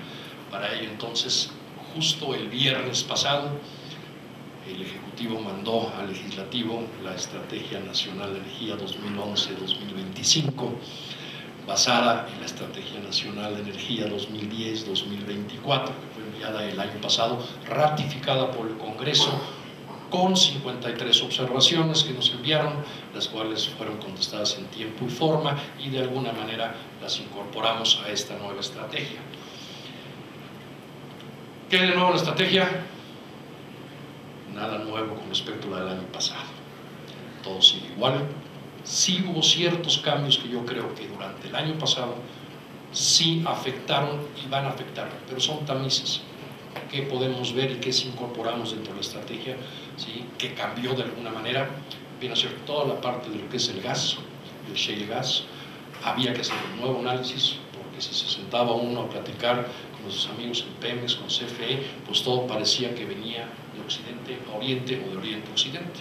Y de repente el mundo nos cambia y nos dice, ahora ya tenemos un cierto divorcio entre los mercados de gas, y por lo tanto ahora pues también tendremos un tránsito de norte a sur, ¿sí? Por parte de esto. Por lo tanto habría que incorporarlo y replantearse el qué hacer en esa parte. Asimismo, yo creo que el año pasado también lo que sucedió con BP nos puso también un foco de alerta como para decir, señores, en términos de seguridad energética, sobre todo en la parte de Pemex, hay que revisar, hay que ver qué sucede, sin tomar en cuenta lo que haya sucedido con ductos y demás, pero sí reforzar mucho más esa parte. Por lo tanto, los incorporamos a ello. Los tiempos de implementación, no puedo estar más de acuerdo con Jesús en lo que comentó. Los tiempos es en algo, en este México que queremos, que tenemos que trabajar de una forma urgente. Los tiempos son caóticos como ejemplo. Se hablaba de la reforma de 1992 para poder tener empresas privadas generando electricidad. La primera se generó en 2001. 7 años. Entonces podemos pensar, si la reforma lleva 3 años, vamos a esperar los resultados para dentro de 4, 5, 7 años. Los tiempos sí, en términos de lo que es sector público, sociedad, tenemos que hacerlo, porque muchos de esos tiempos, crean en el tiempo que llevo trabajando aquí en el sector público, pasan por acá. Y los tiempos solitos nos ponemos barreras y empezamos a ponernos barreras. Por lo tanto, para México yo solicito, yo pido, por favor, aceleremos las cosas, hagamos las cosas más rápido, porque así, aún si nos equivocamos, pero tomemos ese riesgo. Estamos viviendo un nuevo paradigma en este precioso mundo, y es lo fósil versus lo limpio. Ya viene este paradigma hace 3 o 4 años, no es un falso paradigma, no es un falso dilema. Yo creo que el mundo va a transitar hacia ello. Si les tengo una buena noticia, va a ir hacia ello. Les tengo una mala noticia, va a ser muy lento. Y en el ínterin vamos a ver un mercado petrolero con una incertidumbre muy grande en términos de los precios del petróleo, que obviamente, como Jesús ya mencionó, pone un foco rojo en lo que sí tenemos ya que hacer, por favor, y que viene a entrarle de lleno y de frente a la reforma fiscal y hacer lo necesario para que esta petrodependencia que tenemos en este país la podamos revertir y cambiar. ¿Por qué? Porque la parte fósil, ya nos dije, la Agencia Internacional de Energía, para el 2050 todavía seguirá siendo que un 80% de la energía sea a través de lo que es energía fósil. ¿Sí? Por lo tanto, como mundo no vamos a poder hacer, parece que no se va a poder hacer mucho. Por lo tanto, seguiremos en esa parte.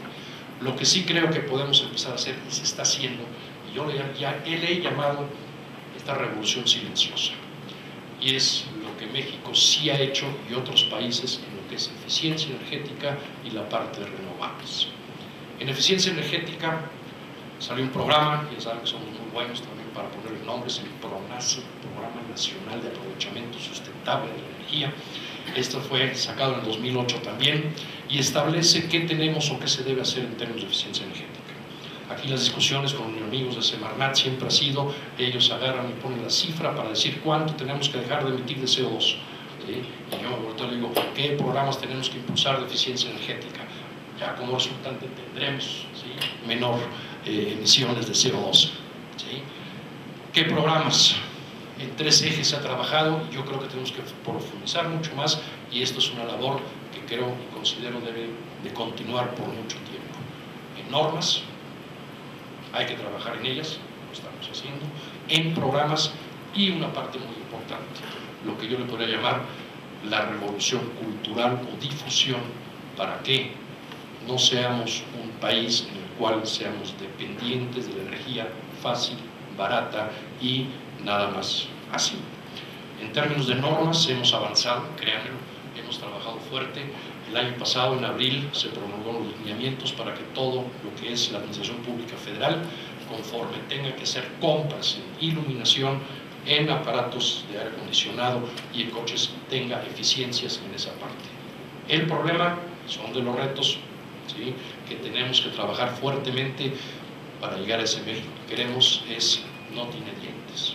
La CONUE saca los lineamientos, dice, señores, ¿sí?, tienen que hacer esto, etcétera, pero no existen los dientes para ver, si alguien sigue comprando focos incandescentes cuando debió haber comprado focos fluorescentes y demás, no tiene la manera de poder, ¿sí?, enforzar la parte. Por lo tanto, tenemos que trabajar en esa parte de que de veras siga adelante. Asimismo, la verdad, nos costó mucho trabajo, pero sacamos la norma de iluminación, fue en diciembre del año pasado, sacamos la norma en la cual los focos incandescentes están por salir de este país durante los siguientes 3 años. Buena noticia, para algunos mala, ¿sí? Algunos conocen aquí a mi esposa, el día que le dije, le traje los churritos, se los puse, ¿sí? Los churritos son aquellos que son fluorescentes o tiritas, los puse ahí y primero se tardó en prender, después la luz era diferente, y dije, no sé cómo le haces, papá, pero tú me compras como 100 focos por si los sacan para tenerlos listos, tal. Esa parte cultural creo que tenemos que trabajar mucho. ¿Sí? Y lo que también es en esa parte de normas, venimos ya trabajando en forma importante, porque hay 2 áreas principalmente en eficiencia energética que son fundamentales, la parte de iluminación y la parte de transporte. Y ya venimos trabajando conjuntamente con usted de Economía, con Semarnat, la Secretaría de Energía y ahora también ya la industria a partir de la semana pasada para promulgar y sacar, esperemos que pronto, una norma que haga a los coches más eficientes, ¿sí?, y que por lo tanto nos podamos poner estándares internacionales tipo los europeos. Pero también hay que trabajar en los programas como el tan famoso Cambia tu viejo por uno nuevo, ¿sí?, que ya estamos promulgando para que sea Cambia tu vieja por una nueva, ¿sí?, para que también tengamos equidad de género en esa parte, ¿sí? Y lo último, ¿sí?, que aparejado esta norma de iluminación teníamos que hacer algo, porque nada más como ejemplo, un foco incandescente de 100 watts nos cuesta aproximadamente 4 o 5 pesos. Un foco fluorescente similar, con las mismas intensidades de lúmenes y demás, cuesta alrededor de 40, 50, 60 pesos. Sí, tiene mucho mayor durabilidad, tiene hasta 10.000 horas si el foco es bueno y no nos mandan chatarra de China. Pero el problema es, en su momento, al inicio, el poder hacer ese esfuerzo. Y por lo tanto sacamos lo que es el programa de luz sustentable, se lanzó la licitación, se pusieron las posturas el jueves pasado, hubo 4, ¿sí?, que concursaron y ya pronto sabrán quién fue el ganador y cuál es, pero el programa es el que aquellos de ingresos muy bajos podamos en este año y el próximo año cambiar 4 focos incandescentes por 4 focos fluorescentes sin ningún costo para las personas de ingresos muy bajos y lo vamos a hacer conjuntamente precisamente con CFE y todo un análisis que hemos realizado. Entonces creo que es importante realizar los programas para poder lograr eso que es la eficiencia energética. Esto es pegarle por el lado de la demanda, aunque CFE no le guste, aunque CFE diga, híjole, yo lo que quiero es generar y quiero seguir abriendo grandes obras, hay que pegarle por el lado de lo que es la demanda y poder entonces, sí, también, a su vez, cambiar una parte de la oferta que viene a ser energías renovables. Créanme que me da gusto el ver en presentaciones de CFE que están preocupados y ya traen el tema de energías limpias. Eso hace 3 o 4 años todavía les costaba un poco de trabajo, pero sí, vamos adelantando al respecto. Ojalá y fuésemos más agresivos, ojalá y lo pudiésemos, pero sí, hay todo un tema. No es fácil. No es fácil tener una red de transmisión en la cual se tenga que realizar y ver cómo lo hacemos, sobre todo una parte que es intermitente versus otra, ¿sí?, que les puede estar generando energía constantemente. Es una tarea difícil, ¿sí?, pero tenemos que lograrlo. Y por lo tanto en renovables yo creo que hay mucho por hacer, no nada más en la parte eólica, en la parte solar. Ya por fin también México cuenta, los invito a los que no lo han visto, en la página del CEDER ya sacamos en diciembre también el año pasado los mapas eólicos y los mapas solares, ¿sí?, que nos podemos dimensionar claramente dónde y dónde se pueden ubicar, pero también existe toda la parte de geotermia, existe las mini hidráulicas, existe la parte de la biomasa, existe mucho todavía por hacer. Yo creo que tenemos que ir por ese lado, pero lo más importante, para de veras querer el México, queremos limpio y demás, tenemos que pasar por la parte de difusión y por nosotros mismos. Muchas gracias.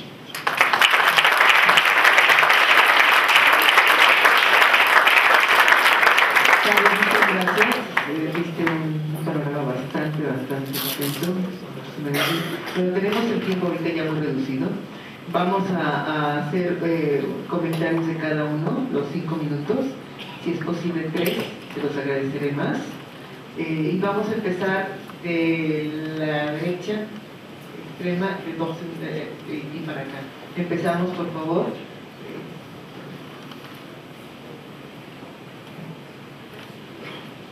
Entonces voy a continuar con lo que estaba diciendo.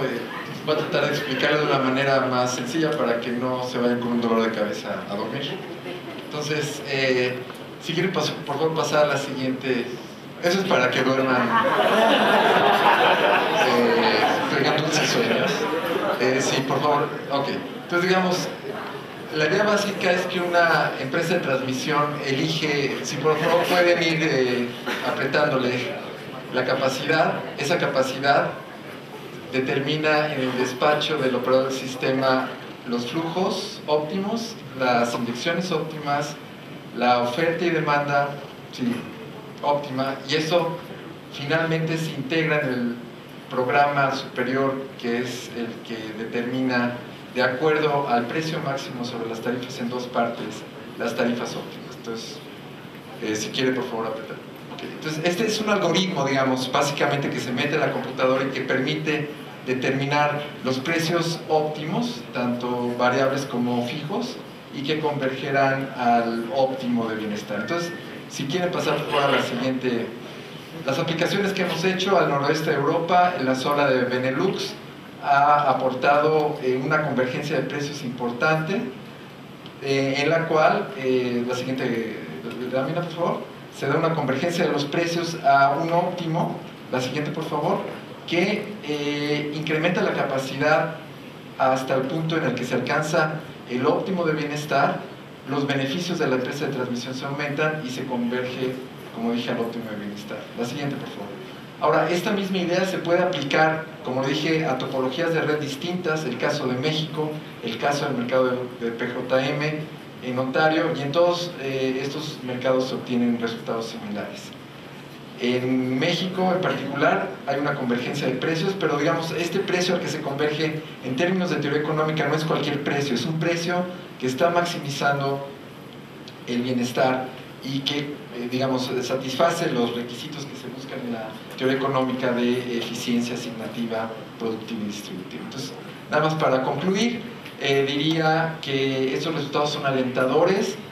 Obviamente, como yo les dije, esto es una investigación básica que requiere todavía de ser trabajada para ser aplicada en la práctica, pero de todas maneras se está aportando una idea de cómo lograr, por ejemplo, objetivos de desarrollar esta famosa red inteligente, Smart Grid, que le llaman en inglés, para poder funcionar en sistemas que buscan integrar la energía renovable a gran escala. Este es un trabajo que estoy haciendo conjuntamente con colegas en Alemania, de cómo lograr la integración de la generación eólica en el noroeste de Europa. La siguiente, por favor, que ya es la última. Y bueno, esta idea creo que es importante, no solamente, como dije, en mercados desarrollados, sino también en monopolios verticalmente integrados como tenemos en México, porque este tipo de medidas mandan señales adecuadas de precios que aportan una medida de las pérdidas de bienestar implicadas por no resolver los cuellos de botella en la red de transmisión. Guían, digamos, de una manera eficiente la inversión. También, en el caso de nuestro país, ayudaría en poder coordinar los esfuerzos para expandir redes en las transacciones transfronterizas, por ejemplo, entre México y Texas. Entonces yo creo que ahí lo dejaría para... Muchísimas gracias, Enrique. Francisco, por favor.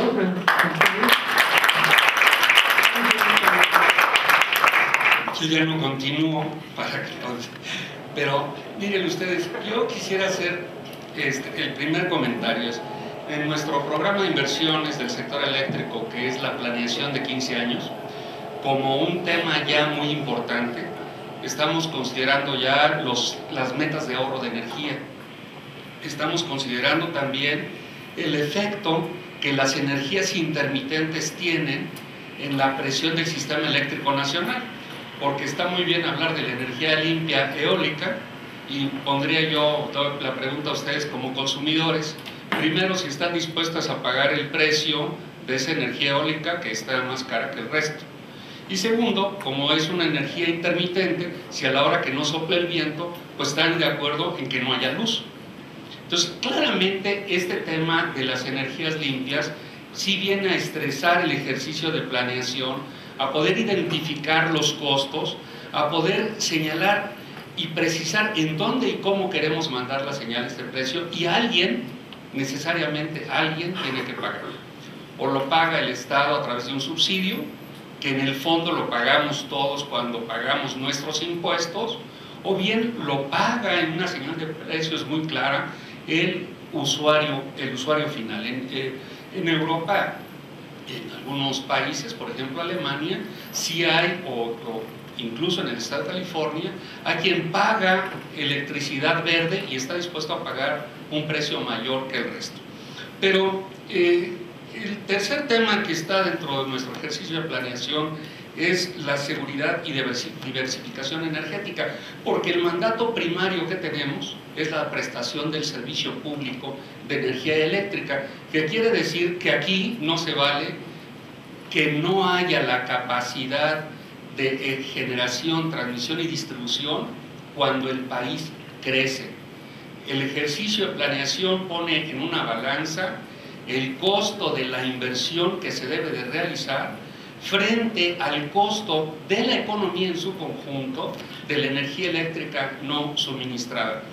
Y en este punto de la planeación y del futuro, nosotros nos hacíamos un ejercicio de reflexión diciendo, bueno, ¿en qué negocio estaría Comisión Federal de Electricidad? Sí, y solo sí, suponiendo, hoy en Japón hay motores que funcionan con agua, se descompone la molécula del agua en hidrógeno que la consume y contamina a la atmósfera con oxígeno. Ah, caray.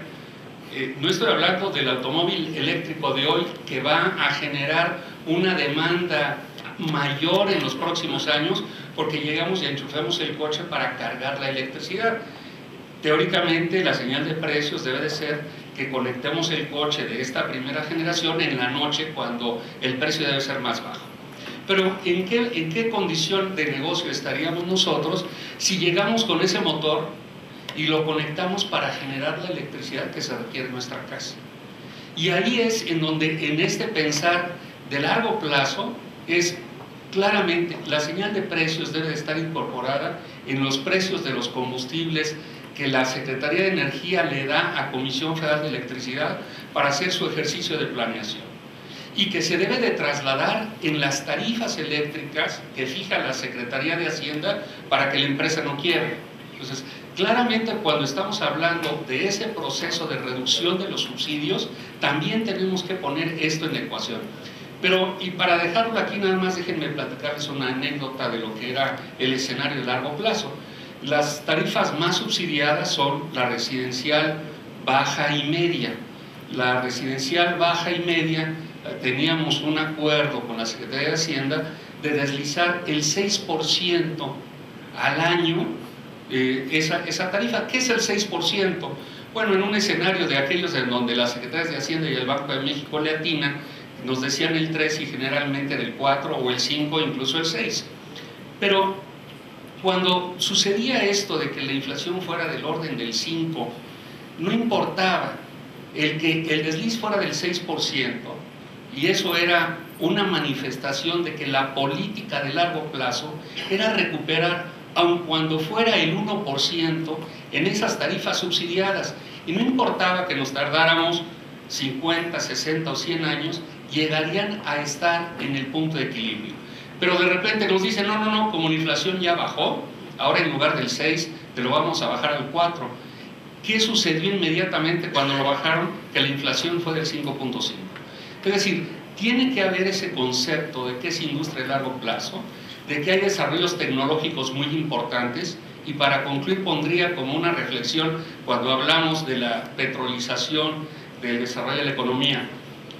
El año pasado, una empresa norteamericana patentó, y está ahorita en esa fase experimental, la manipulación genética de algas. En esa manipulación genética de las algas puede pasar a producir directamente hidrocarburos, y según el documento científico que yo leí, a un costo equivalente de $25 por barril. Así es que la gran pregunta que yo dejaría en este horizonte de largo plazo, si funcionara el mercado, el motor con hidrógeno, ¿en qué negocio estaría CFE dentro de 30 o 50 años?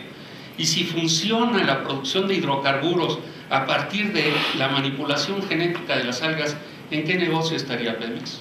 Gracias.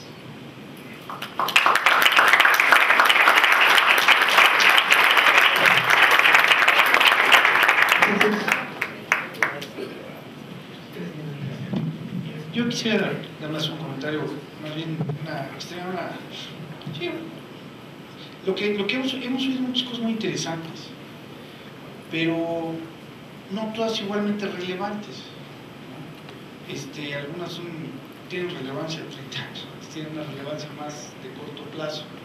Entonces hace muy difícil el poder articular un poco una idea de lo que venimos a discutir, ¿no? Por ejemplo, a mí me parece que es particularmente relevante lo que señaló Ricardo Samaniego al mero principio sobre la magnitud de los subsidios a vía de los combustibles, ¿no? Estamos hablando ahí de puntos del Producto Interno Bruto, estamos hablando del 3,5% del Producto Interno Bruto. ¿Cómo es posible que en este país todavía de repente agarres y subsidies los combustibles por 2 o 3 puntos del Producto Interno Bruto, con la regresividad que lo tiene?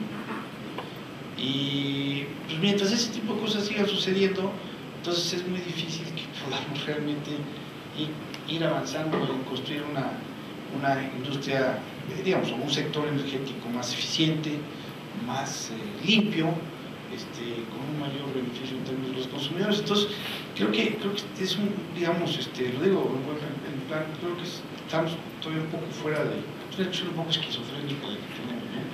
Y realmente no sé cómo coadyuvar a tratar de aportar los márgenes de una discusión que podría ser más productiva, porque esto es nada más lo que nos ha sucedido ahorita aquí, pues eso refleja un poco cómo está el debate nacional sobre este asunto. Entonces, pues sí, la verdad, entonces creo yo que sí, como profesionistas, como académicos, como profesionales debemos de preguntarnos qué nos está fallando la metodología para poder llegar a algo que sea más útil para el avance de nuestro conocimiento sobre la problemática que nos planteamos, ¿no? Yo digo con todo respeto y en el plan más constructivo posible.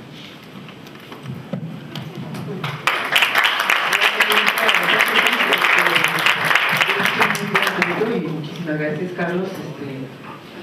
Tus 5 minutos. Ya nada más 2 o 3 minutos. Creo que Jesús en mucha parte tiene razón.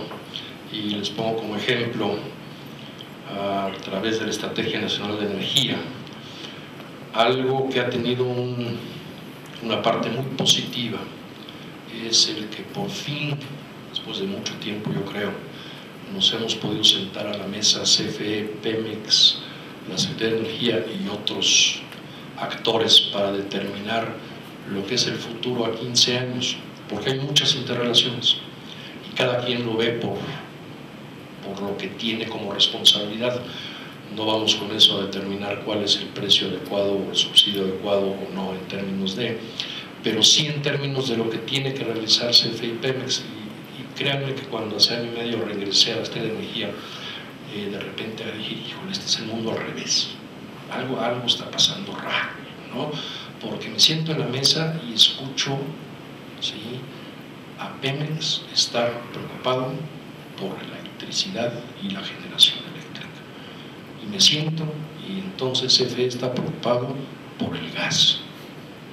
Algo está raro, ¿no? Que no el gas estaba en la parte de Pemex y la parte de la producción está en el lado de CFE. Creo que es sintomático, precisamente, el mundo es dinámico.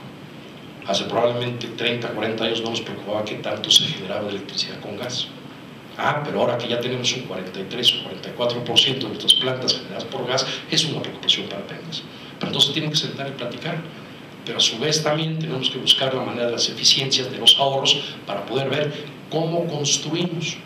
Y hay cosas muy chistosas, ¿sí?, muy raras, o que parece que, y con todo el respeto, sale el POISE. El POISE es el programa de inversiones a 5 años o a 15 años que pone CFE con lo que tiene. Cada año se puede estar cambiando. Y parecería ser que es letra escrita en piedra y eso es lo que va a suceder. La manera en que tenemos que realizar esa planeación conjunta en el sector creo que tiene mucho todavía por delante. Lo que sí hemos logrado es a través de la ANE, a través de las perspectivas que sacamos, es empezar a buscar esa sinergia.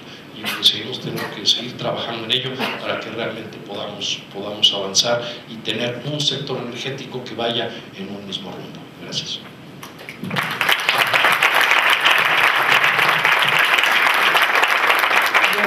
Bueno, en todas estas visiones, Juan, la visión de la Secretaría de Medio Ambiente, ¿cómo la envuelves en todo esto, ¿no? Desde 5 minutos o 3. Bueno, yo creo que hay puntos de convergencia entre el sector energía y el sector medioambiental. La preocupación por avanzar en la eficiencia energética, por avanzar en el tema de energías limpias, tiene una traducción hacia desempeño climático, que por el lado de Semarnat a nosotros nos da mucho gusto que se esté pensando en términos de política energética, pero de política energética que tiene consecuencias positivas en la mitigación del cambio climático. Es un trabajo que ha costado muchísimos años de buscar transversalidad, de buscar diálogo en los diferentes sectores, que se ha dado de manera muy importante gracias a que existe una comisión intersecretarial de cambio climático en donde hoy en día ya participan 10 secretarías de Estado, incluyendo la Secretaría de Hacienda, porque es muy importante el tema económico.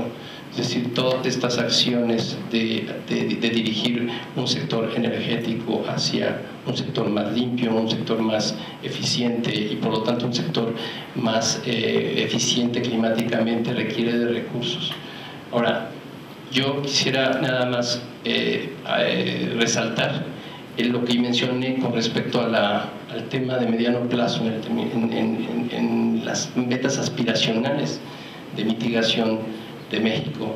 Ese esfuerzo que está ahí registrado como aspiracional implica reducir alrededor de 260 millones de toneladas de CO2 equivalente de aquí al 2020. Es una cosa que se ve complicadísima. Se necesitan alinear los astros, que Hacienda dé mucho dinero, que las tecnologías estén a la mano, Pero hay ejercicios que yo los invitaría a que vieran. Hay un ejercicio del MEDEC, de Banco Mundial, que mencionó Ricardo Samaniego. Existe un ejercicio que hizo McKinsey con el proyecto Catalyst, y existe un ejercicio que ya se hizo, que está en la página web del Instituto Nacional de Ecología, donde se ven que los potenciales de mitigación ahí están catalogados qué tipo de acciones se pueden hacer. Se habla de costos, y lo más importante es aprovechar el momento hoy que tiene México como país no anexo 1 y como país en vías de desarrollo, en donde no existen obligaciones internacionales de mitigación, sino oportunidades de acceder a financiamientos masivos que se están conformando hoy en día después de los acuerdos de Cancún. Existe un fondo de rápido arranque que va a sumar aproximadamente 30,000 millones de dólares, que se va a construir este año y quizá parte del año que entre el mecanismo, y va a empezar a funcionar. Y los países en vías de desarrollo que se pongan pilas, que presenten propuestas y acciones de mitigación, son los primeros que van a poder conjuntar financiamiento internacional con propio. Ahora, eso no se puede hacer solamente haciendo buenas propuestas de acciones, sino trabajar también en las transformaciones regulatorias, normativas y fiscales que se requieren para que esa transformación sea definitiva, y que ya se ha mencionado aquí, de acciones que ya se están llevando a cabo en el tema del transporte, en el tema de la iluminación, y pues hay que seguir adelante con los temas regulatorios, normativos y fiscales. Muchas gracias. Muchas gracias. De su comentario. Después vamos a tomar 2 preguntas muy breves y que las respondan nuestros ponentes. Y después también, Ricardo, si haces el cierre como presidente del Grupo Huatusco, sí, por favor. Bueno, prometo ni un solo tecnicismo más, ni mucho menos una cifra más. Albert Einstein, el mismísimo Albert Einstein, tenía en su cubículo en Princeton un letrerito que decía: "Not everything that can be counted counts, and not everything that counts can be counted". No todo lo que se puede contar cuenta, y no todo lo que cuenta puede contarse. Entonces, yo lo único que tengo para concluir es un mensaje para los jóvenes sub 30 y los jóvenes de corazón. Creo que Jesús pone el dedo en la llaga cuando habla de que esta reforma energética es parte de un proceso. Y es cierto, los que de alguna manera participamos un poquito más en el proceso del 2008, pues tal vez vamos a ser juzgados muy rudamente por algunos críticos. Lean, si no, un artículo de Adrián Layou en Nexos reciente. Pero realmente esas críticas también tampoco toman en cuenta de que esa reforma del 2008 fue parte de un proceso restringida por 2 condicionantes muy poderosas. Uno es que al empezar el proceso se dijo claramente: no se puede cambiar la Constitución. Y segundo, el tema de que no se podía quebrantar el sistema, las finanzas públicas, no se podían debilitar las finanzas públicas en México. Realmente eso ha pesado y seguirá pesando, pero la parte esperanzadora es que los procesos que han sido lentos y que a los que nos ha tocado participar en esto, realmente nos ha pesado que no se hagan las cosas más rápidamente. Tenemos la gran esperanza de que jóvenes como ustedes pueden acelerar los procesos de una forma a veces inimaginable, si no sean testigos de lo que está pasando en el norte de África y en el Medio Oriente. Muchísimas gracias.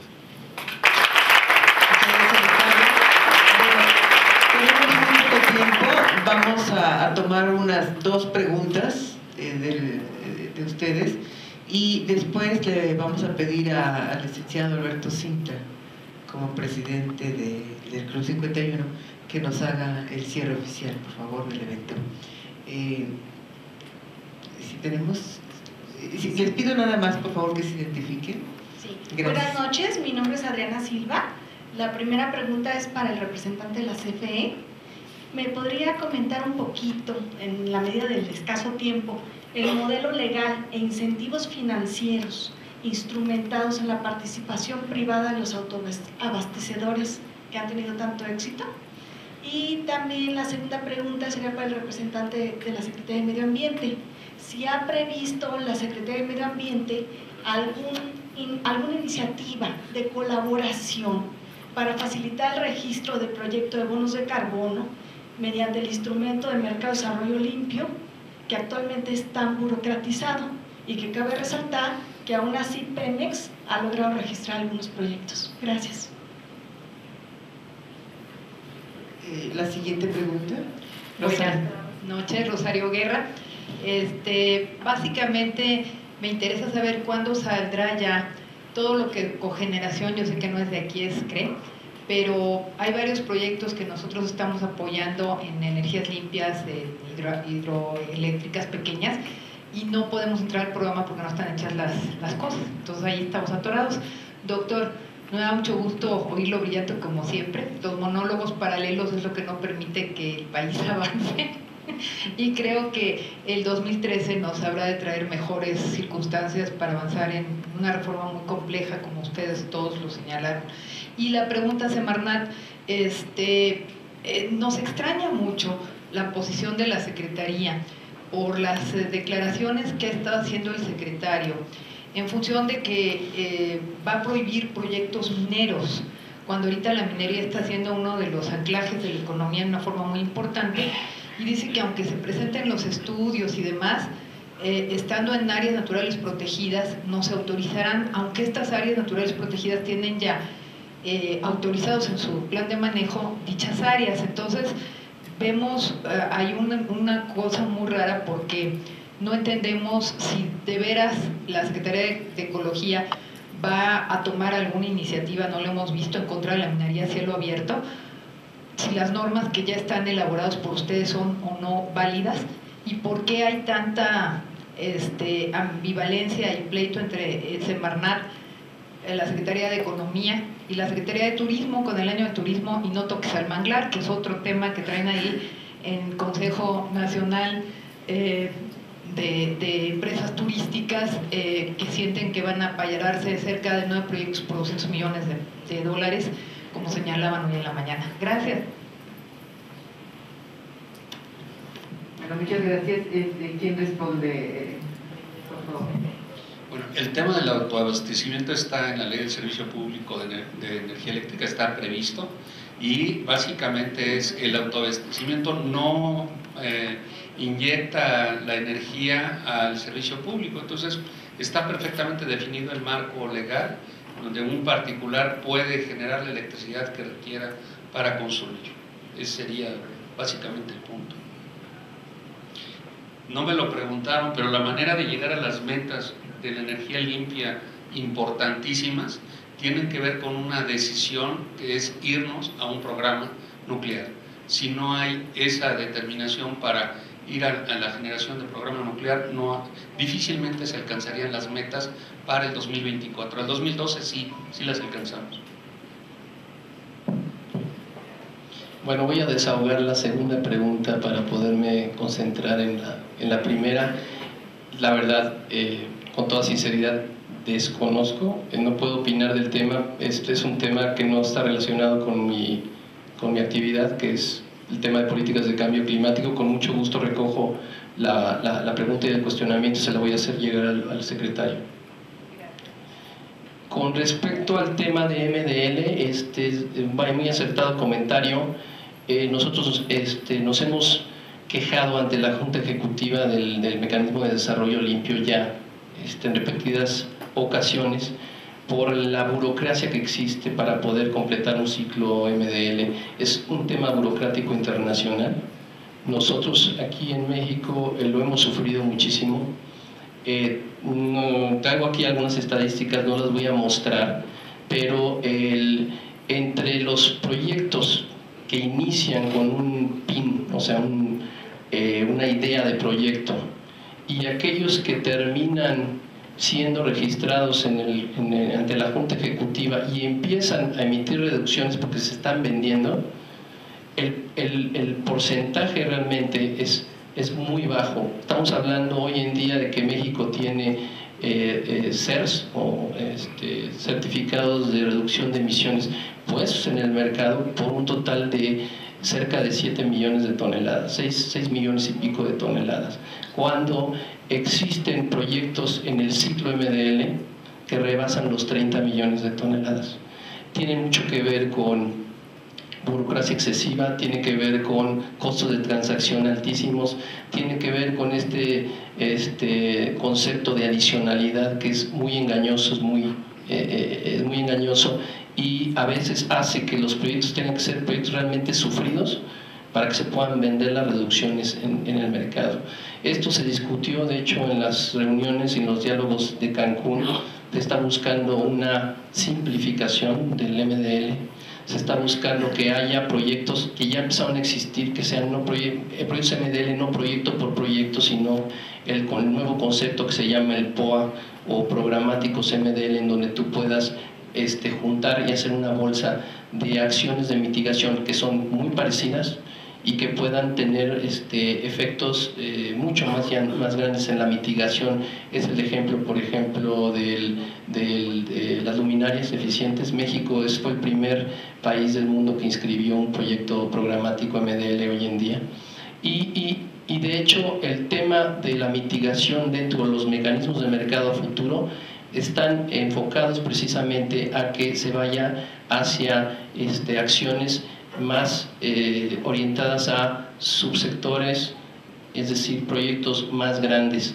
Los nuevos mecanismos que se avecinan, porque hoy en día también hay un problema de incertidumbre de Kioto, es una incertidumbre real del segundo periodo de compromisos, si se va a dar, si en este segundo periodo de compromisos se van a aceptar nuevos mecanismos o van a prevalecer los anteriores, y ante eso se está buscando la generación de mecanismos distintos que combinen los recursos del mercado de carbono y el financiamiento directo, como mencioné anteriormente. Tiene que ver con esta nueva conceptualización de acciones de mitigación apropiadas nacionales o NAMAS, que se conceptualizó en el Plan de Acción de Bali en el 2007, pero que va a tener una relevancia muy importante futuro.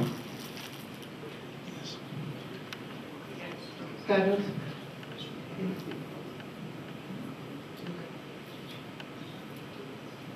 Entonces, nada más, muchísimas gracias a todos. Le pedimos nada más a Alberto Cinta que cierre el evento. Bueno, pues nada más para agradecer a todos los ponentes de hoy. Muchas gracias por haber aceptado nuestra invitación. Estoy seguro que todos oímos cosas muy interesantes. Gracias a todos por venir, y como cada vez están invitados a un vino de honor que vamos a hacer aquí en el lounge, es para ustedes y para que convivamos un poquito. Muchas gracias a todos. De verdad, este tipo de reuniones, yo creo que a los jóvenes, sobre todo que vienen aquí, pues los motiva a seguir entendiendo de temas que a veces son más complejos de los que estos formatos permiten enfrentar, pero que sin lugar a dudas nos abren la puerta a áreas de reflexión que mucho agradecemos. Muchas gracias a todos por haber venido. Gracias.